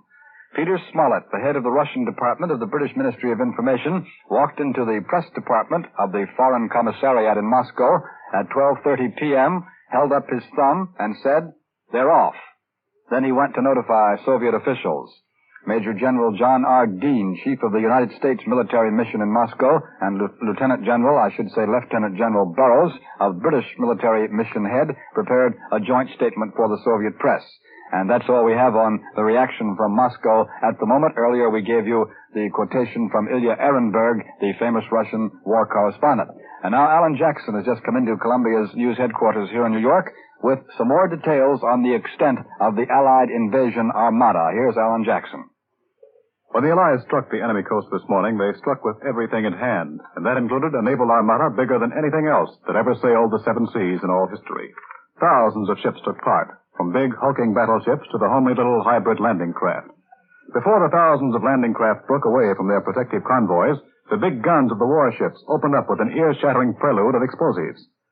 Ships of many navies took part in this early bombardment, but British warships spoke the loudest because there were more of them. This naval portion of the invasion beggars description. It is so huge. The eyes of John Paul Jones would have popped wide open at the untold hundreds of strange and wonderful craft spread out over the Channel waters. It was an amazingly orderly confusion that saw the whole flat-bottomed Elsie family, as the landing boat species is referred to, chugging over the water with fighting men, guns, tanks, and all other bewildering baggage of combat. General Eisenhower's invasion broadcast to the people of Europe, which we brought to you. We brought you the voice of General Eisenhower in the small hours of the morning, broadcasting to the people of Europe. That broadcast is considered to be a masterpiece. And now, here in Columbia's news headquarters is Quentin Reynolds to analyze it for us. For months, the people of France, Holland, and Belgium have been waiting for the word that would tell them that we were on our way to restore to them the world of freedom they once knew. These heartbreaking months of expectation, of false rumors, of high hopes that never materialized, came to an end when General Eisenhower himself talked to them and told them that the hour had come. His broadcast to the people of the temporarily conquered countries contained only about 500 words. But those 500 words meant more to the people of Europe than the millions of words they have been forced to listen to from the voices of their temporary masters. Ever since the fall of France, they have been forced to listen to propaganda speeches, forced to read newspapers written by Nazi leaders. And then before dawn this morning, the calm voice of General Eisenhower electrified them and brought them new hope for the future. Eisenhower talked in English, but you didn't have to know our language to feel the deep sincerity, the calm confidence that his voice inspired. His talk was immediately translated into French, Flemish, German, and Norwegian. Eisenhower writes as he fights, with direct, uncompromising forthrightness. His first sentence told the whole story when he said, "A landing was made this morning on the coast of France by troops of the Allied Expeditionary Force." This simple statement will be read by school children 100 years from now. He told the people of Europe that America had not failed them. He went on to say that this landing is part of the concerted United Nations plan for the liberation of Europe, made in conjunction with our great Russian ally. And then he added, the hour of liberation is approaching. Then General Eisenhower revealed something which most of us thought and hoped to be true, but we never knew for sure. He revealed the fact that he has been in constant touch with the underground movements on the continent. He implied that when he said, "Follow the instructions you have received." Undoubtedly, he has been in touch with the underground leaders for a long time, and today they know what to do. Then General Eisenhower spoke specifically to the people of France. He said, "Do not endanger your lives until I give you the signal to rise and strike the enemy. The day will come when I shall need your united strength. Until that day, I call upon you for the hard task of discipline and strength." He sounded a note of doom to the quislings of Europe when he said, and this sentence must have shriveled their craven hearts, "Those who have common cause with the enemy will be removed. As France is liberated from her oppressors, you yourselves will choose your representatives and the government under which you wish to live." This is in confirmation of the American policy, and not interfering with the domestic affairs of European countries. It is the United Nations pledge that the people who have suffered under the Nazi yoke will themselves decide the retribution. A pledge that they will once again enjoy the independence that they lost when the German invader came to their country. General Eisenhower's closing remarks will long be quoted. Today they are engraven in the hearts of millions of men who had almost lost hope. General Eisenhower said firmly and emphatically, "I call upon all who love freedom to stand with us. Keep your faith staunch. Our arms are resolute. Together we shall achieve final victory." That was Quentin Reynolds, Columbia's war correspondent, speaking of General Eisenhower's invasion broadcast to the people of Europe, one of the many broadcasts direct from London which we have brought you during the hours of this long night. Now, of course, we're going to continue to bring you the invasion coverage from Columbia's news headquarters here in New York, but this particular broadcast is about to end. It's hard to realize, but it's been going on for 7 hours, a continuous broadcast since 3 in the morning Eastern War Time. And now Columbia will resume its regularly scheduled programs, interrupting for news of extraordinary importance, of course. During the day, we hope to bring you the broadcast by King George VI at 3 p.m. Eastern War Time, and there'll be other special broadcasts from time to time. For authentic news of the invasion, stay tuned to your CBS station. This is Bob Trout speaking. This is CBS, the Columbia Broadcasting. Summarize the invasion situation as it stands at this time, some 6 hours after we had the first news that it was underway. We have landed on 2 points of the Normandy coast between Cherbourg and Le Havre, and we have established ourselves on those beachheads successfully. From those 2 points, our troops have succeeded in marching inland. That is the test of a successful beachhead. The fact that the troops that have landed there can proceed from their original landing point and make their way inland. You will remember at Dieppe, we never succeeded in getting inland at all. We landed, but were forced to go back.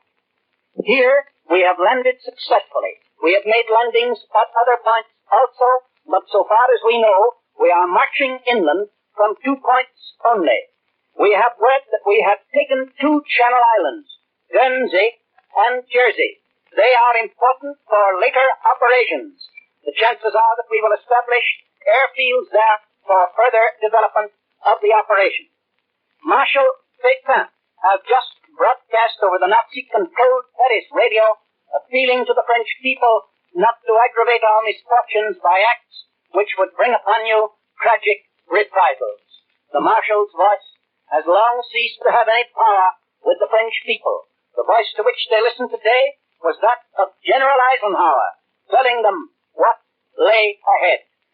We know that there has been a naval battle in the estuary of the Seine River. That naval battle, according to German reports, we have won. The Germans also tell us that there is heavy fighting at Caen. That is a matter of 20-odd miles inland in Normandy. It is an important railroad center where our paratroops landed and where they are now defending the points which they seized. London tells us that German destroyers and E-boats, that's motor torpedo boats, were reported to be entering the Allied operational area off the coast of France.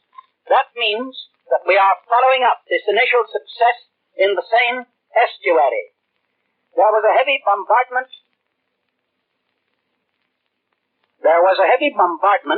of the British Channel coast across the Straits of Dover. That bombardment lasted for 45 minutes. Immediately after it began, Allied bombers escorted by fighters took off from British bases and winged their way across. And within a few minutes after their arrival over French soil, the bombardment ceased. There is every indication that everywhere along the French coast we met less opposition than we had expected. The obstacles encountered were less severe than we had supposed. The initial landings have been successfully completed. We have landed at least 60,000 paratroopers, British and American, at various points in Normandy. Undoubtedly, according to what we have heard so far, they are holding their positions. The initial phase of the invasion has been successful.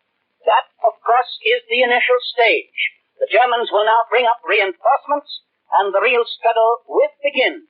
But every Allied leader is satisfied with the progress made so far. The National Broadcasting Company, continuing our complete coverage of the invasion news, takes you now to the NBC newsroom in Washington. This is Richard Harkness in our nation's capital. If I had only one word to describe Washington this historic D-Day morning, that word would be that our nation's capital is confident. There is a feeling here that now the invasion is underway, it will succeed. But before the day is out, we undoubtedly will have some word direct from President Roosevelt. The President is scheduled to hold his regular press and radio conference this afternoon at 4 o'clock. And, of course, Mr. Roosevelt will undoubtedly comment on the progress of the invasion. Well, certainly that word confident describes the mood of President Roosevelt last night, only a few hours before our invasion of Hitler's fortress Europe was formally announced. As you know, Mr. Roosevelt broadcast last night on the liberation of Rome. Well, as Commander-in-Chief, the President certainly knew what was coming in Europe before the night was over.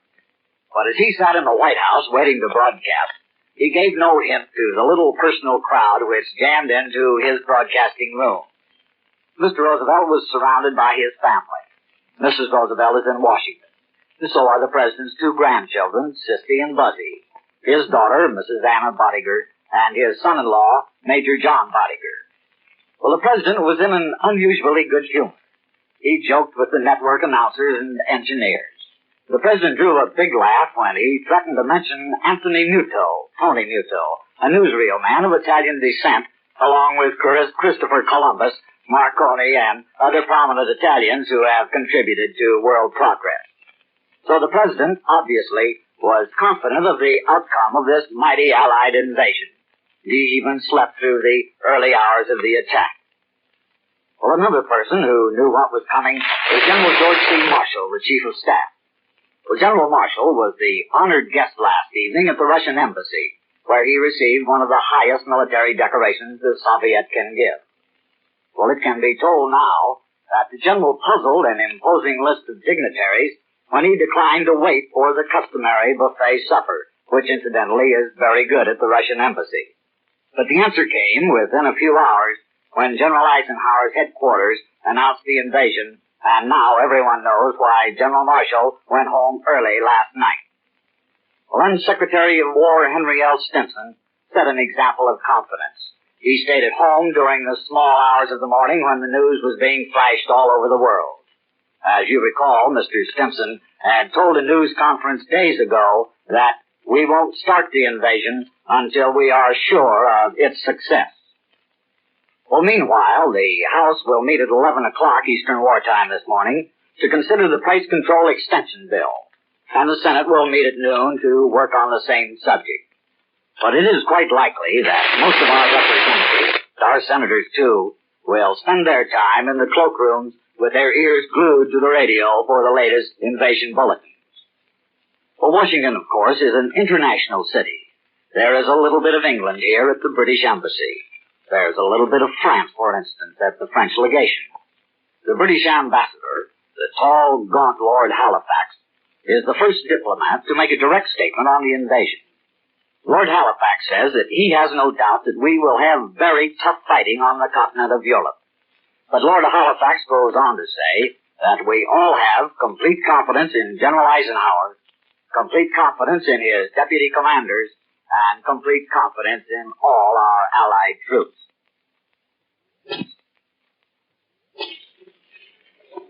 Film which quotes the German DNB agency is broadcasting a report that Allied tanks have penetrated several kilometers into France. That looks as if we are deepening our bridgehead, as if we have begun to go places in France.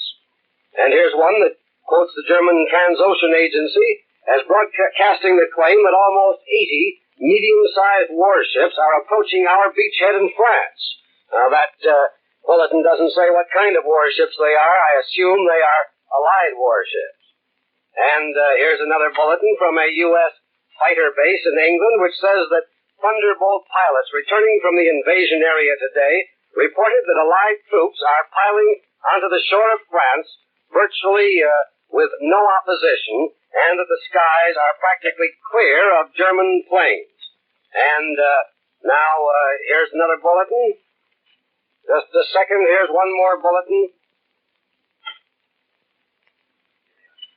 Here we are. Another bulletin that says big guns on the French coast opened fire across the Strait of Dover shortly after midday today. A salvo of 4 shells was seen to explode. And here's another one. The German Transocean News Agency says that Allied paratroopers have landed on the islands of Jersey and Guernsey west of the Normandy Peninsula. And here's another one. The German High Command, in its first invasion communique, today said Allied forces suffered very heavy repulses in the Cannes area of northern France, and it claimed that an entire regiment of paratroopers was destroyed in that sector. Our own communiques have reported only light casualties, and we mustn't put too much stock in these German claims of wiping out whole regiments. That's the usual Nazi trick. Here's another bulletin that says that the Nazi-operated Paris radio today said that it has become clear that General Eisenhower, the Supreme Commander of the Allied armies, is concentrating his efforts on the capture of Cherbourg. Cherbourg, as you know, is one of the principal French ports on the English Channel. And now that is the latest word just over the wire on this mammoth military operation. Bulletin by bulletin, report by report, the big story is being built up. For many months we've been perfecting our plans here at NBC for covering this biggest of all war stories. Expeditionary Force Headquarters, the first bulletin of the greatest invasion in the history of the world, and this is the way it read. Under the command of General Eisenhower, Allied naval forces, supported by strong air forces, began landing Allied armies this morning on the northern coast of France. That is a communique which will echo down through the corridors of time. That is communique number 1 announcing the Allied invasion of Western Europe, of Hitler's fortified continent. Now, for those 6 hours since that bulletin came out, NBC has been giving you without interruption news, bulletins, interviews, eyewitness accounts, every conceivable kind of coverage of this, as we newsmen believe it to be, the greatest news story in the history of warfare. For 6 hours, we have been going on here without interruption. Some of us have made 20 and 30 broadcasts to you already. We're going to continue to give you that coverage without any interruption, without any commercial announcements, without anything but perhaps a little music later in the day occasionally, but nothing but news. We feel this is what you want because millions of American boys are over there taking part in this operation. Your neighbor's boy, maybe your own boy, your husband, is over there. And so we know how vitally interested all of America is, and the National Broadcasting Company is determined to give you every word of news that we can get from that front. From Allied attack in France. The Berlin radio, monitored by NBC, today broadcast that the extent of the attack in the areas employed is a large-scale operation, and that the Allied Supreme Command, say the Germans, wants to use the river estuaries of the Seine and Orne rivers to land our heavy armor. That's an indication from the Germans themselves that the invasion is going ahead according to plan and on a very large scale. And here's another bulletin. The German DNV News Agency has broadcast today that the 28th and 101st American Parachute Divisions had been dropped in the Normandy Peninsula area of France. The Nazis claim that many have been taken prisoner. Here is the first report in any detail, and it comes, we remind you, from an enemy source regarding these paratroopers and airborne troops which have been dropped behind the German lines in France. One question which now is going to cause a great deal of attention is the part which the French underground, the French patriots, may do to help these paratroopers, these airborne infantrymen. The French people have been warned to get back from the coast, but the plans of the French underground can now be realized. We have yet to get anything like a detailed report from Allied sources on what's happened to our parachute troops, how much resistance they've encountered, to what extent they've been able to consolidate the positions they've already gained. One thing is certain, the Germans will make every effort to encircle these paratroopers and airborne infantrymen. for they are a real threat to German communications. However, these airborne Allied troops are going to have the assistance of the French underground. In fact, some of the most carefully made plans of this invasion are going to be involved in the cooperation, the very close and direct cooperation between the French patriots and the Allied soldiers who are now fighting behind the German lines. For Allied strategy is taking a form which the German commanders fear greatly. Not only must they consider frontal attack, not only must they consider the steady mounting impact of Allied air bombing, they also must consider the fact that their lines may be turned. They must also consider the fact that a threat from the rear can at any time cause them to be encircled. They must consider the fact that as their communications are destroyed, one field commander will have very little idea of what another field commander to his right or his left is engaged in his fundamental strategy. The German Transocean News Agency has another report. It is that about 80 medium-sized Allied warships are approaching the town of Ouistreham in the estuary of the Orne River. Here's another indication of the extent to which our naval forces now are being utilized in this great final attack on the German News will attempt to bring you a scheduled address to the people of France by General Charles de Gaulle, leader of the French Committee of National Liberation. General de Gaulle will speak from London, and if we are able to pick up his talk, you will hear a running translation of his address by Beverly Thurman of Columbia's shortwave news staff. This is CBS in New York, and in a few moments we will switch you to London for the scheduled address of General Charles de Gaulle. But in the meantime, while we're waiting for the General to begin, we might mention that it was announced only this morning that he had arrived in Britain. As you know, his trip to England has been planned for some time, and he is scheduled to discuss at length with Prime Minister Churchill and other leaders the problems of his committee. High on the list of subjects to be discussed, it is commonly believed, is the question of whether General de Gaulle's Committee of Liberation is to be granted full or provisional recognition as the present government of France. At the present time, the Committee of Liberation does not enjoy the recognition already granted to exiled governments of other occupied nations, which now have their headquarters in London. The news bulletin this morning announcing de Gaulle's arrival in London also mentioned that he has already had a first meeting with Mr. Churchill, shortly after the first news came of the invasion of his country by Allied troops. De Gaulle had apparently arrived some time before, but news of his presence in London had been held back for reasons of military security. We are still waiting for General de Gaulle to begin speaking in London. In the meanwhile, we'll bring you invasion news up to this moment. With that other climactic occasion, December 7th, 1941, was marked. News of the Japanese attack on Pearl Harbor was disseminated from the White House with, as one reporter recalled, a flash a minute. This time, the White House seemed to be sleeping through the first phases of the action. Here's a late bulletin from London which says that more than 1,000 American heavy bombers attacked enemy targets in France this morning in support of the invasion. Military observers in London said today that a general Russian offensive coordinated with the Anglo-American attack from the west may be launched within the next 48 hours, and almost certainly will begin before the weekend. News of the Allied landing in France spread swiftly throughout Russia today and touched off enthusiastic demonstrations such as rarely have been seen since the war began. American war correspondents in Moscow were the first to break the news, and they were quickly surrounded by cheering crowds who rushed to shake their hands and to offer congratulations.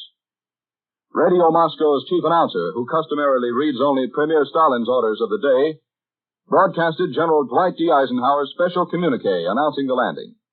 He read the bulletin in a solemn and triumphant tone, rivaling his best performance for the Red Army's biggest victory announcements. Soviet war marches, Yankee Doodle, and the triumphal music reserved for Stalin's victory orders followed the bulletin. For 2 weeks now, the Russian people have been expecting the invasion to begin at any moment. And the question on everyone's lips was, has it started? The Soviet people now are waiting for their own armies to strike from the east in the coordinated offensive mapped out at the Tehran conference. The Germans' Transocean News Agency said today that a battle was in progress in the English Channel north of Le Havre between German naval units and Allied forces attempting to make a landing. Nazi broadcasters said the Allies had won footholds on several islands off the coast of France. Earlier, they reported landings in the Channel Islands west of the Norman Peninsula. That's the Normandy Peninsula. The Transocean Agency reported that a naval battle was going on in the channel north of Le Havre between German units and Allied forces trying to make a landing. DNB, the official Nazi agency, said German counter-thrusts were being undertaken east of Cherbourg, but the enemy keeps throwing the bulk of his troops into the area between Cherbourg and Ouistreham. The 28th and 101st American Parachute Divisions dropped in the Normandy area, DNB reported, adding the usual propaganda claim that many of these soldiers were captured. Ladies and gentlemen, this is CBS World News in New York. We had expected to bring you an address by General Charles de Gaulle speaking in London, but so far we've been unable to contact that point. Meanwhile, we're bringing you news of the invasion to bring you up to date on what has occurred in this biggest of all days, the invasion of Western Europe. An American war correspondent, Stanley Richardson, who has just returned from the second front beachhead with the first naval eyewitness of the operations. And now, ladies and gentlemen, we're informed that we can hear from General de Gaulle in London. So we switch you now to London for the address by General de Gaulle. Que nous gagnerons celle-là. En bon ordre. Pour nos armées de terre, de mer, de l'air, il n'y a point là de problème. Jamais elles ne furent plus ardentes, plus habiles, plus disciplinées. L'Afrique, l'Italie, l'océan et le ciel ont vu leur force et leur gloire renaissante. La terre natale les verra demain pour la nation qui se bat. General de Gaulle says that never have France's forces of the air, sea, and land had such a glorious opportunity to distinguish themselves. And he speaks of the glories which the French armies have just achieved in the Italian campaign. Le gouvernement français et par les chefs français qu'il a qualifiés pour le faire à l'échelon national et à l'échelon local soit exactement suivi.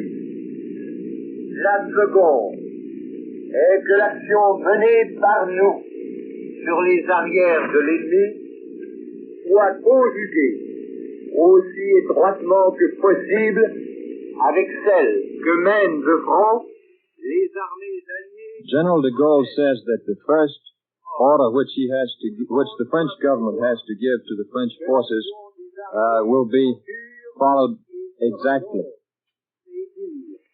De l'action des forces de la résistance doit durer pour aller sans amplition jusqu'au moment de la déroute allemande. La troisième condition est que tous ceux qui sont capables d'agir, soit par les armes, soit par les destructions, soit par le renseignement. General de Gaulle says that the action which the French armies will carry out with the Allies against the enemy will be exactly conjugated with those of the Allies. Ou à la déportation, quelles que soient les difficultés, tout vaut mieux. And with these actions, that of French resistance will also be combined. La bataille de France a commencé. Il n'y a plus dans la nation, dans l'Empire, dans les armées, qu'une seule et même volonté, qu'une seule et même espérance. Derrière le nuage. General de Gaulle says that it is absolutely necessary that all French patriots capable to act by arms and by refusing to work for the Germans should not allow themselves to be taken prisoner. Français qui vous est parvenu de Londres. Nous vous retournons au studio de la Voix de l'Amérique à New York. And General de Gaulle said in concluding that the Battle of France has begun, and there is no longer except a single and sole will to conquer on the part of the French nation.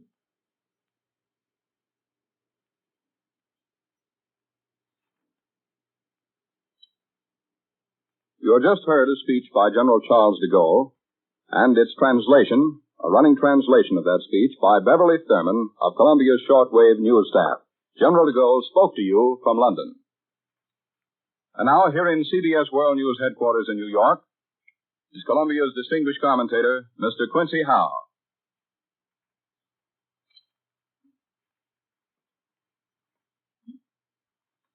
The news of Allied landings on the north coast of France has given the war its most dramatic and sudden change since the Germans invaded Russia. Up to less than 12 hours ago, the Russians alone had engaged and defeated millions of German troops in vast land battles. Our North African and Italian campaigns had diverted some German strength from Russia, so had our preparations for invasion from the west. The fall of Mussolini in July and the fall of Rome day before yesterday hit German prestige hard throughout Europe. But until Anglo-American troops began to land in force in the West, it was toward the Russians that the Germans looked with fear and the people of the occupied countries with hope. Our landings have started to change all that, and the better and faster our campaign in the West develops, the more rapidly British and American prestige will grow in Western Europe. These landings differ from the invasion of Italy in at least two important respects. First, they show that Britain and the United States have developed first-rate military power on land as well as in the sea and on the air. We are now able to come to grips with the Germans in their own element, land fighting, and have already mastered our two elements, the air and the sea. That was Columbia's analyst, Quincy Howe. Ladies and gentlemen, the following is the invasion prayer which President Roosevelt wrote while Allied troops were landing on the coast of France, and which he will read to the nation by radio at 10 p.m. Eastern War Time tonight. My fellow Americans, in this poignant hour, I ask you to join me in prayer.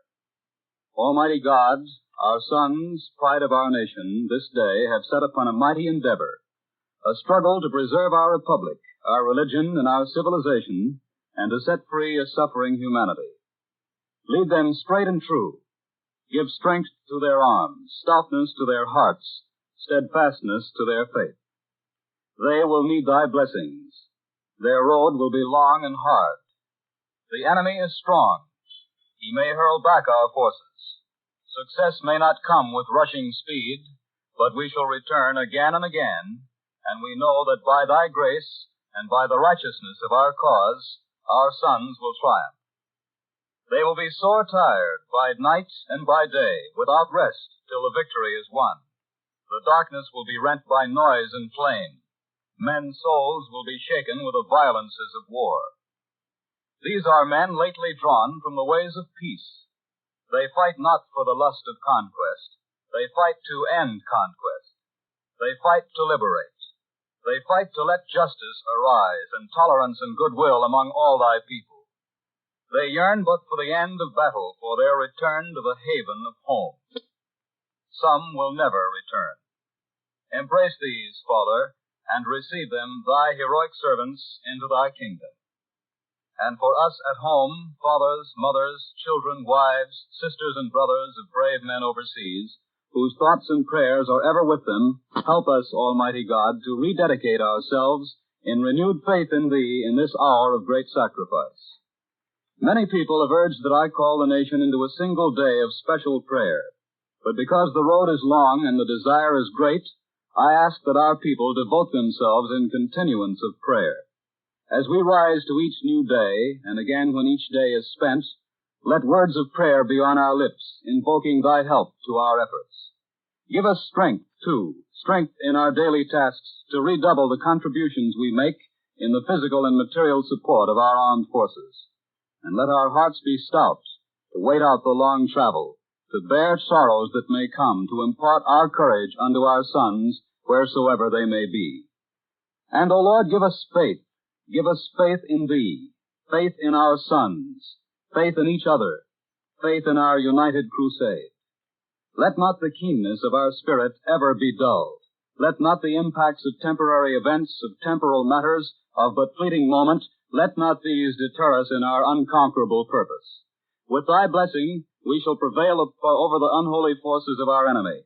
Help us to conquer the apostles of greed and racial arrogances. Lead us to the saving of our country and with our sister nations into a world unity that will spell a sure peace, a peace invulnerable to the schemings of unworthy men, and a peace that will let all men live in freedom, reaping the just rewards of their honest toil. Thy will be done, Almighty God. Amen. That is the invasion prayer which President Roosevelt wrote while Allied troops were landing on the coast of France will be read tonight. This is CBS, the Columbia Broadcasting System. Our convoys did not come under serious attack. The minesweeping was good. It was a low-tide landing, and the minesweepers did the most difficult job ever done by the little ship. They established the clear water, and they led the big ships in. There was no changing of course. They had to contend with a 2-knot change in the tide right in the middle of the operation. That meant they were sweeping in a strong cross tide. The weather has not been kind during the first phase of the operation. It was bad when the attack began, but the weathermen said it would improve, and they were right. Many of the men must have had an uncomfortable passage. The air cover had to go in low. But tonight it seems that the weathermen were right. The opinion here seems to be that we are over the first 2 or 3 hurdles, but there are many more to come. The American naval forces were able to silence the shore batteries at the points of landing, and our losses at sea have been very, very small. In the air, it is clear that the Luftwaffe has not given serious battle. Up to noon today, only about 50 enemy fighters have been seen. It is clear that the Germans haven't yet committed their air force, haven't yet made up their minds. It appears that the Allied air has done its job. Between midnight last night and the early hours of this morning, more than 31,000 airmen were over the target area, and that doesn't count the airborne troops. More than 1,000 heavy bombers were out last night. Then, more than 1,000 of our heavies went out at first light. After them went the mediums and the dive bombers. The lack of enemy response in the air is pleasing, but it is no cause for undue optimism. They still have a formidable fighter force. Their morale is still good. They just haven't made up their minds. They're waiting. Goering has issued an order of the day, telling the Luftwaffe it must beat off this attack at all costs, even if the Luftwaffe is destroyed. But he has not yet thrown in his main force. The RAF's 2nd Tactical Air Force alone flew more than 2,000 sorties today, providing a fighter umbrella over the invasion beaches. Not a single enemy aircraft had been seen in the bridgehead area up to early afternoon. Returning pilots, who could see the ground operations, described the landing of troops and equipment as going like clockwork. One Spitfire pilot said, "I went through Dunkirk, and I am not ashamed to say that I cried with joy at the sights I saw today." One French flyer remarked, "We all felt as if we were on our way home at last, and it felt good." Prime Minister Churchill has just given the House of Commons a rather full report on the fighting so far. Here's what he reported. The landing of troops on the broad front has been effective, and troops have penetrated several miles inland. Lodgements exist on a broad front. Losses are far less than we apprehended. Many dangers and difficulties which appeared at this time last night as extremely formidable are behind us. This operation is proceeding in a thoroughly satisfactory manner. Airborne troops are well established, and the follow-up is proceeding with very much less loss than we expected. Mr. Churchill named the locale of fighting for the first time. He said, "There is even fighting proceeding in the town of Caen." And he indicated that the fighting was not heavy because in referring to the situation at Caen, he said, "The enemy now will probably try to concentrate in this area. In that event, heavy fighting will soon begin and will continue." Mr. Churchill said, "There is fighting proceeding at various points. We have captured various bridges, which are of importance, and which were not blown up." Mr. Churchill began his second report of the day to the Commons by saying he had been at centers where the latest information is received. After speaking of unexpectedly low losses, he said, "The resistance of the batteries has been greatly weakened by the bombing of the air forces, and the superior bombardment of our ships quickly reduced their power to dimensions which did not affect the problem." He called the landing of airborne troops a marvelous feat, and said they were larger than anything there has been so far in the world. He said risks had to be taken in respect of the weather, but he declared that General Eisenhower's courage is equal to all the necessary decisions. He ended by saying, "It is a most serious time that we are entering upon, and we enter upon it with our great allies, all in good heart and in good friendship." And the Commons cheered the Prime Minister's optimistic report. And now, With the immediate worry off our minds about just the getting of a foothold in Europe, it's not too soon to turn some attention to the political problems that liberation, particularly of France, is going to involve. One aspect of the political struggle for power in France was illuminated sharply this afternoon. Early in the afternoon, Marshal Pétain issued a proclamation to the French people, urging them to do just exactly what the Germans want, namely, stay put and carry on with their normal job. Pétain's excuse is that any other course means reprisals and bloodshed. And just a few minutes ago, General de Gaulle, who is now in England, issued an appeal to France of an entirely different kind. An appeal to all Frenchmen to fight the Germans. Fight them wherever and whenever they can strike, and with every possible means.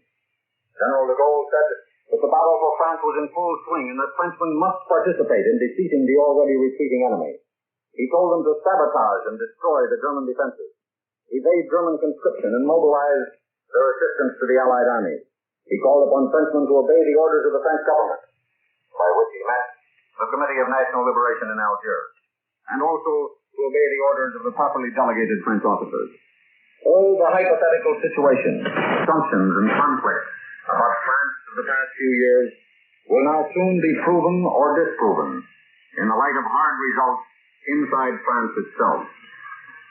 Another report out of Germany casts some light on what may be our strategy in this new attack. This report says that the landings are designed to secure the port of Cherbourg for the landing of heavy equipment, and goes on to say that Allied parachute troops have been dropped at both sides of the base of the peninsula to pinch it off. If this succeeds, the peninsula will fall to us by strangulation, with no way for German reinforcements to rush to the defense of that vital harbor.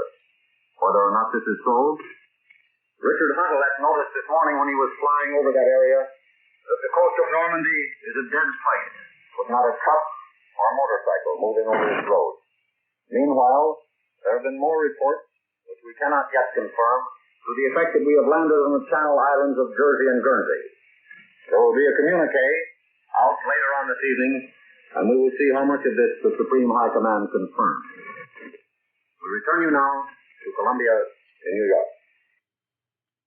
You have just heard Edward R. Murrow, Columbia's Chief of European News. Here in CBS World News headquarters in New York is Doug Edwards. CBS now continues its reporting of the news of the Allied invasion of Europe. You may be interested to know that since 3:32 this morning Eastern War Time, and in the more than 9 hours since then, we've devoted approximately 7 hours to invasion news and analysis. This has included the words of fighting men themselves, reports from eyewitness radio reporters, bulletins from the press associations, communiques from Supreme Allied headquarters, and urgent messages of government leaders speaking to their people and to all the world. Those of you who've been listening are aware of the urgent pattern we're following, which is to recapture the time of any regular program on our schedule whenever fresh news comes in from the scene of action on this great day of liberation. We have necessarily repeated much of the news in summary form, but have brought you familiar programs in their regular places whenever even repetition has run its course. Fresh news will, of course, be broadcast at any moment within seconds of its receipt and without warning. Stay tuned to your CBS station for constant coverage of the latest news from every theater of the war. Prime Minister Churchill said in London tonight that Allied troops have penetrated in some cases several miles inland after effective landings on the French coast on a broad front. That's a bulletin, and another one just in from the United Press quotes the German D&B news agency as saying this evening that the invasion front has further widened. The Reichsmarshal Hermann Goering declared in an order of the day to the German air forces today that the invasion of Western Europe must be fought off even if it means the death of the Luftwaffe. That is another bulletin just received in CBS World News headquarters from an enemy source, Reichsmarshal Hermann Goering. Thousands of Allied bombing planes softened up the defenses of Western Europe for the Anglo-American invasion armies last night and early today, dropping more than 11,200 tons of high explosives down on the Nazi coastal fortifications in 8.5 hours of furious attack. The roar of the bursting bombs and the motors of attacking fighter planes rolled back across the narrow straits of Dover incessantly from midnight until 8 a.m. Some 7,500 Allied planes hammered at the network of enemy gun emplacements studding the Channel coast. By mid-morning, the Allied air fleets had swept the skies clear of Nazi planes, and fighters were racing as far as 75 miles inland without drawing a challenge from the battered Luftwaffe. That brings to mind that bulletin which came in a moment ago from Hermann Goering, who declared in an order of the day to the German air forces that the invasion of Western Europe must be fought off, even if it means the death of his vaunted Luftwaffe. Allied invasion forces so far have met less resistance than expected, both in the approaches of the beachheads and in the air. That is from the United Press. Although detailed reports of the situation are lacking still, it's summed up by one observer with the words, "We have gotten over the first 5 or 6 hurdles." And in a broadcast to his homeland, General Charles de Gaulle today called on French patriots to extend all possible aid to the Allied armies and, above all, to do everything not to be taken prisoner by the Germans. His talk, heard over CBS, brought home to the French the fact that their forces never before have had such a glorious opportunity to distinguish themselves.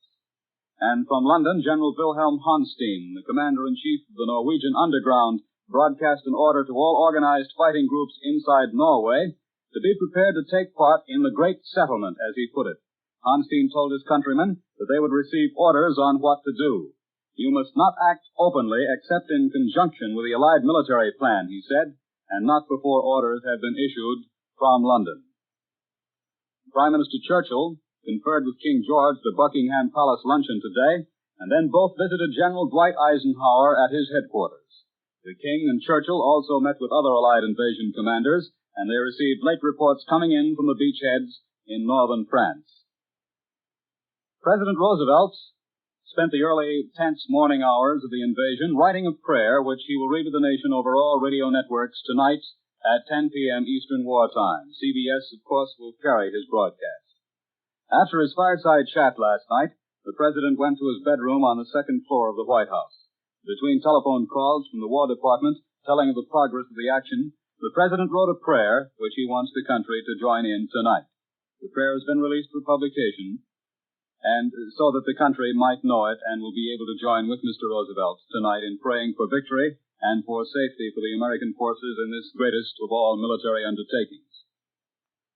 Now, another summary of the invasion news to this point. Allied forces landed in the Normandy area of northwest France this morning and had thrust several miles inland against unexpectedly slight German opposition and with losses much smaller than had been anticipated. The grand assault, scheduled for yesterday, but postponed until today because of bad weather, found the highly vaunted German defenses much less formidable in every department than had been feared. Airborne troops who led the assault before daylight on a history-making scale suffered extremely small losses in the air. That's what headquarters tells us, even though the great plane fleets extended across 200 miles of sky and used navigation lights to keep formation. Naval losses for the seaborne forces are described at headquarters as very, very small, although 4,000 ships and several thousand smaller craft participated in taking the American, Canadian, and British troops to France. Coastal batteries were virtually silenced by the guns of the British, American, and Allied fleets, including battleships, and the beachheads were speedily consolidated. The German radio said the scene of the landings was a 100-mile stretch of coast from Cherbourg to Le Havre, around the Bay of the Seine and the northeast shore of the Normandy Peninsula. Prime Minister Churchill, in announcing the successful invasion to the House of Commons at noon, 6 hours after the first seaborne troops landed, said the landings were the first of a series. Churchill disclosed that 11,000 Allied planes were available as needed for the battle. The Allied bombers, climaxing 96 hours of steady pounding, lashed German coastal defenses this morning with 10,000 tons of explosives. Fighters who went out to guard the beaches had little to do, however, as the German air forces up until noon had flown only 50 sorties against the invading forces. And as we told you a moment ago, the Prime Minister issued another communique from his headquarters this afternoon to say that things were indeed going at least as well and in some cases better than expected. The Germans were known to have probably 1,750 fighters and 500 bombers to meet the attack today, but they did not use them in the start, and why they didn't was not apparent. But Allied airmen warned that a violent reaction may be expected soon, noting that Hermann Goering, in that order of the day, has told his air forces the invasion must be beaten off, even if the Luftwaffe perishes. And the Nazi-operated Paris radio, quoting a last-minute flash from the battlefield, this is a German report, said tonight that a vicious battle is raging north of Rouen between powerful Allied paratroop formations and German anti-invasion forces. These paratroops had landed behind the Atlantic Wall defenses. The Nazi-operated Paris radio, quoting a last-minute flash from the battlefield, as the Germans put it, say that a vicious battle is raging north of Rouen between powerful Allied paratroop formations and German anti-invasion forces. 600 naval guns opening fire on the French coastal stretch west of Le Havre laid down a mighty barrage of 2,000 tons of shells, each 10 minutes, beginning at 5:15 a.m. today, British time, as the Allied invasion of Europe began. Apparently taken by surprise, the Germans replied from under a smoke screen laid down by our aircraft to hide us. The red glare of flames enveloped targets. This comes from Pierre Huss, who was representing the combined American press. Covered by the tornadic bombardment, British assault troops successfully stormed ashore at 7:30 a.m. and were clearing the beaches by 7:45. Beginning at 7 a.m., one of the most sustained bombardments struck. It must have stunned the Germans and apparently silenced the majority of the shore batteries. The Luftwaffe was absent. The Allied air forces appear to have complete sky mastery. During the night, minesweepers cleared wide passages for the fleet, and then destroyers daringly escorted landing craft to shore, while overhead airborne paratroops passed intermittently. And now here in our New York studio, to give you an analysis of the situation as it appears to him at the moment, is Columbia's analyst, Quincy Howe. The news of these Allied landings on the north coast of France has given the war its most drastic and sudden change since the Germans invaded Russia. Up to less than 12 hours ago, the Russians, and the Russians alone, had engaged and defeated millions of German troops in vast land battles. Our North African and Italian campaigns had diverted some German strength from Russia, so had our preparation for invasions from the west.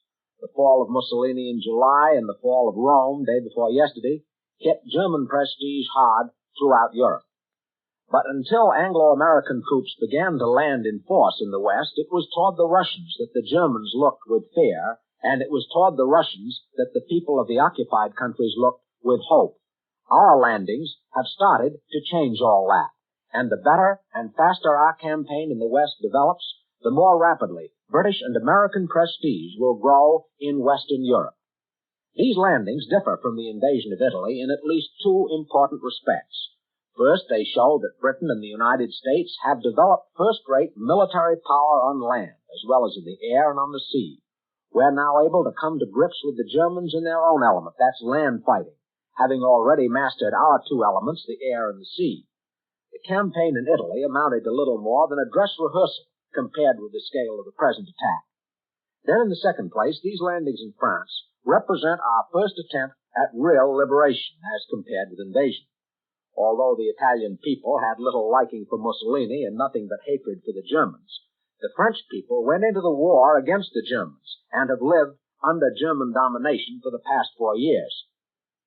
Just as the landings in Europe will demonstrate the military power and skill of Britain and America, so these same landings will demonstrate the popular following and the fighting power that the underground resistance movement has developed in France and perhaps in other countries of Western Europe, too. For these other countries have also received notification that the liberation has begun. At the moment, though, General de Gaulle has become the key figure in the whole European resistance movement. That's because the first landings have occurred in France, and because General de Gaulle has no rival as a leader of French resistance. But it may be some time before we know how strong the French resistance movement proves, and how much General de Gaulle himself can deliver. Raymond Daniel cabled a dispatch from London to the New York Times this morning, a few hours before the landing began. This dispatch warned the American people not to expect too much of the French resistance movement. It pointed out the great difficulties under which the French must operate. The American decision to withhold full diplomatic recognition from General de Gaulle and the French Committee is therefore being put to its first practical test. And if the resistance movement does not live up to the hopes that some of us have placed in it, there may be a temptation to blame that on General de Gaulle rather than on the French situation as a whole. If, however, the French resistance movement does prove effective, then General de Gaulle and his French committee will have scored a double triumph. they will have prevailed not only against the opposition of the Germans, but against the doubts and hesitations of President Roosevelt and our State Department. The people of the other occupied countries with their exiled leaders will also follow events in France with passionate life and death interest. They'll see first how strong we are. Then they'll see how much authority an exiled leader carries. And if General de Gaulle cannot rally the French people around him with all his contacts in the French underground, then the exiled leaders of Belgium and Holland, and perhaps of Norway too, may have reason to believe that from now on the leaders of the resistance struggle will be found inside Europe and nowhere else. The Russians will also watch the course of the invasion with just as much interest as we're watching it over here, perhaps even with more interest, and this is why. Ever since the Germans invaded their country, nearly 3 years ago, the Russians have been clamoring for a second front in the West. During these 3 years, they've had about 1/3 of their richest territories invaded and laid waste. Nearly 1/3 of the Russian people have been enslaved at one time or another by the Germans. For 3 years, the Russians have been living for this day of liberation, because they've always believed that only large-scale military operations in the West can take enough German divisions off their necks for them to be able to hit back with decisive strength and really smash the German war machine. This Russian demand for a second front in the West is impossible to reconcile with the fears that some people have that Russia hopes and plans to dominate the whole European continent. Quite the opposite. Only by large-scale military operations in the West can the Anglo-American powers hope to exercise political influence over Western Europe, and the Russians are realistic enough to understand this. They'll gladly exchange a little loss of their influence, whatever it may be, in Western Europe for military assistance from us in their task of beating the main body of the German army, which, remember, is still drawn up on the Eastern Front. If today is a bright day for the Russians, it's a dark day for the Germans. The last German hope of making a separate peace with the Russians on the one hand or the Anglo-Americans on the other has now gone up the spout. Both the Russians and the Anglo-American powers are now far too deeply committed to their present strategy.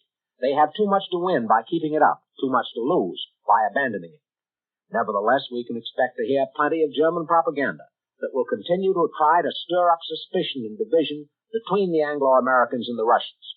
The Germans are now under pressure from east, south, and west. They have a three-front war on their hands, and they'll fight this war with political as well as military weapons in the hope that somehow, somewhere, one of these offensives can be called off. And the Japanese are going to watch with deep concern what's happening in Europe right now. If the Anglo-Soviet-American coalition comes through its present test in Europe, then the Japanese will have good reason to fear trouble for themselves later in Asia. But any split between the Anglo-Americans and the Russians would redound only to the benefit of Japan. That's why the combined liberation of Europe means bad news for Tokyo.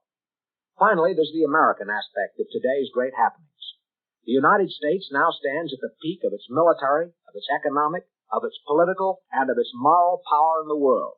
Never in the history of our country has our power of every sort, counted for so much as it does today.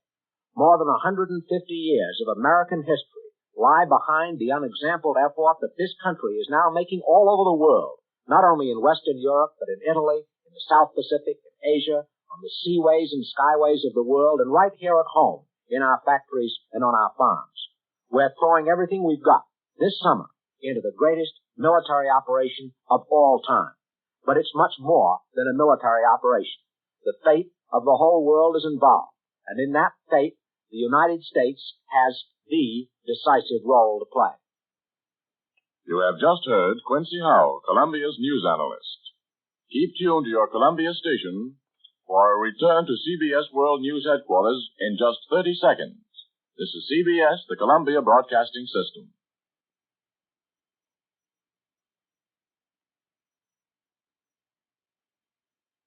Now, here in New York, is Columbia's correspondent, John Daly. The latest news we have of the Allied invasion of northwestern France is still in that bulletin from the Associated Press in London, which reports that Prime Minister Churchill said tonight that Allied troops had penetrated in some cases several miles inland after effective landings on the French coast on a broad front. In Washington, President Roosevelt's top military, naval, and air chieftains reported to him that the massive Allied cross-channel assault is going well up to now. The invasion is doing all right so far, Admiral Ernest J. King, the Commander-in-Chief of our Navy, said as he left the White House after an hour-and-a-half conference with the Chief Executive. Into our studios and our newsroom here in New York have come a series of eyewitness dispatches from the other side of the world where the fighting is going on. We'll read some of these dispatches to you to give you a clear picture of what is happening as the Allied troops storm the fortress of Hitler. Correspondent E.V. Roberts, representing the combined American press, has sent, for instance, a dispatch telling how General Eisenhower spent the hours just before our men went ashore in France. General Eisenhower, he said, stood on a rooftop on Invasion Eve and watched a mighty airborne armada form in the sky and wing its way toward France and the beginning of the final phase of the War of Liberation. The Supreme Commander radiated a calm confidence contagious to those about him. He spent the greater part of the day among the troops, seaborne and airborne, walking from group to group, chatting and laughing with the men.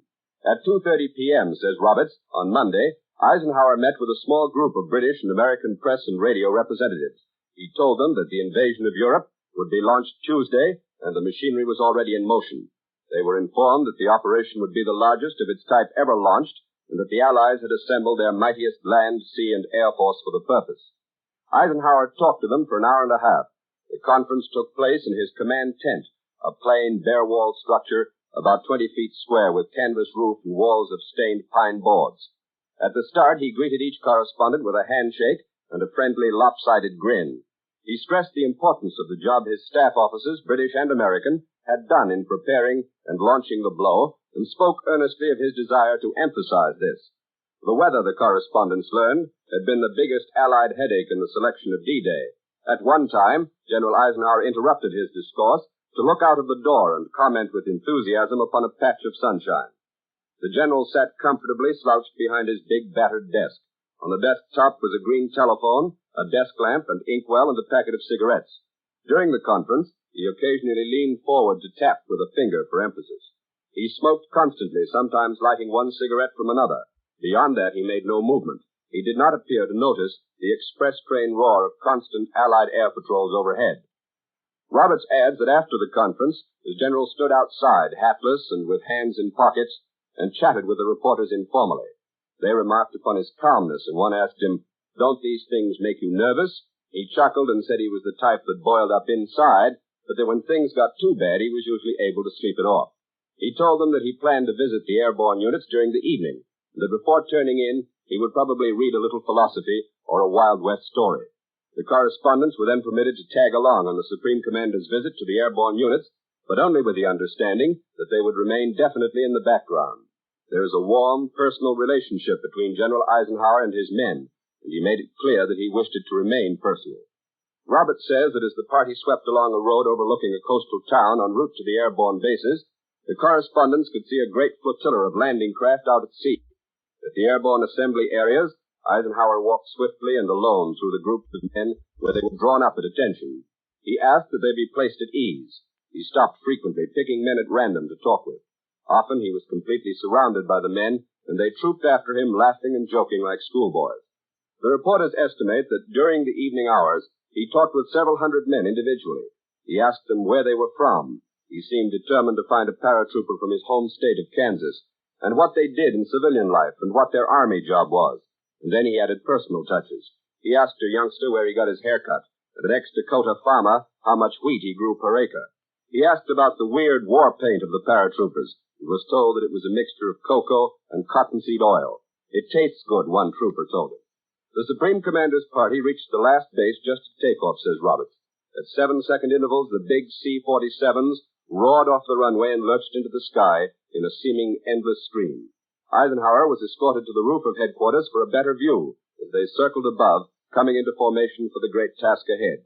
He turned his face toward France and watched them vanish in the darkening sky. And that's how General Eisenhower spent the last hours before invasion.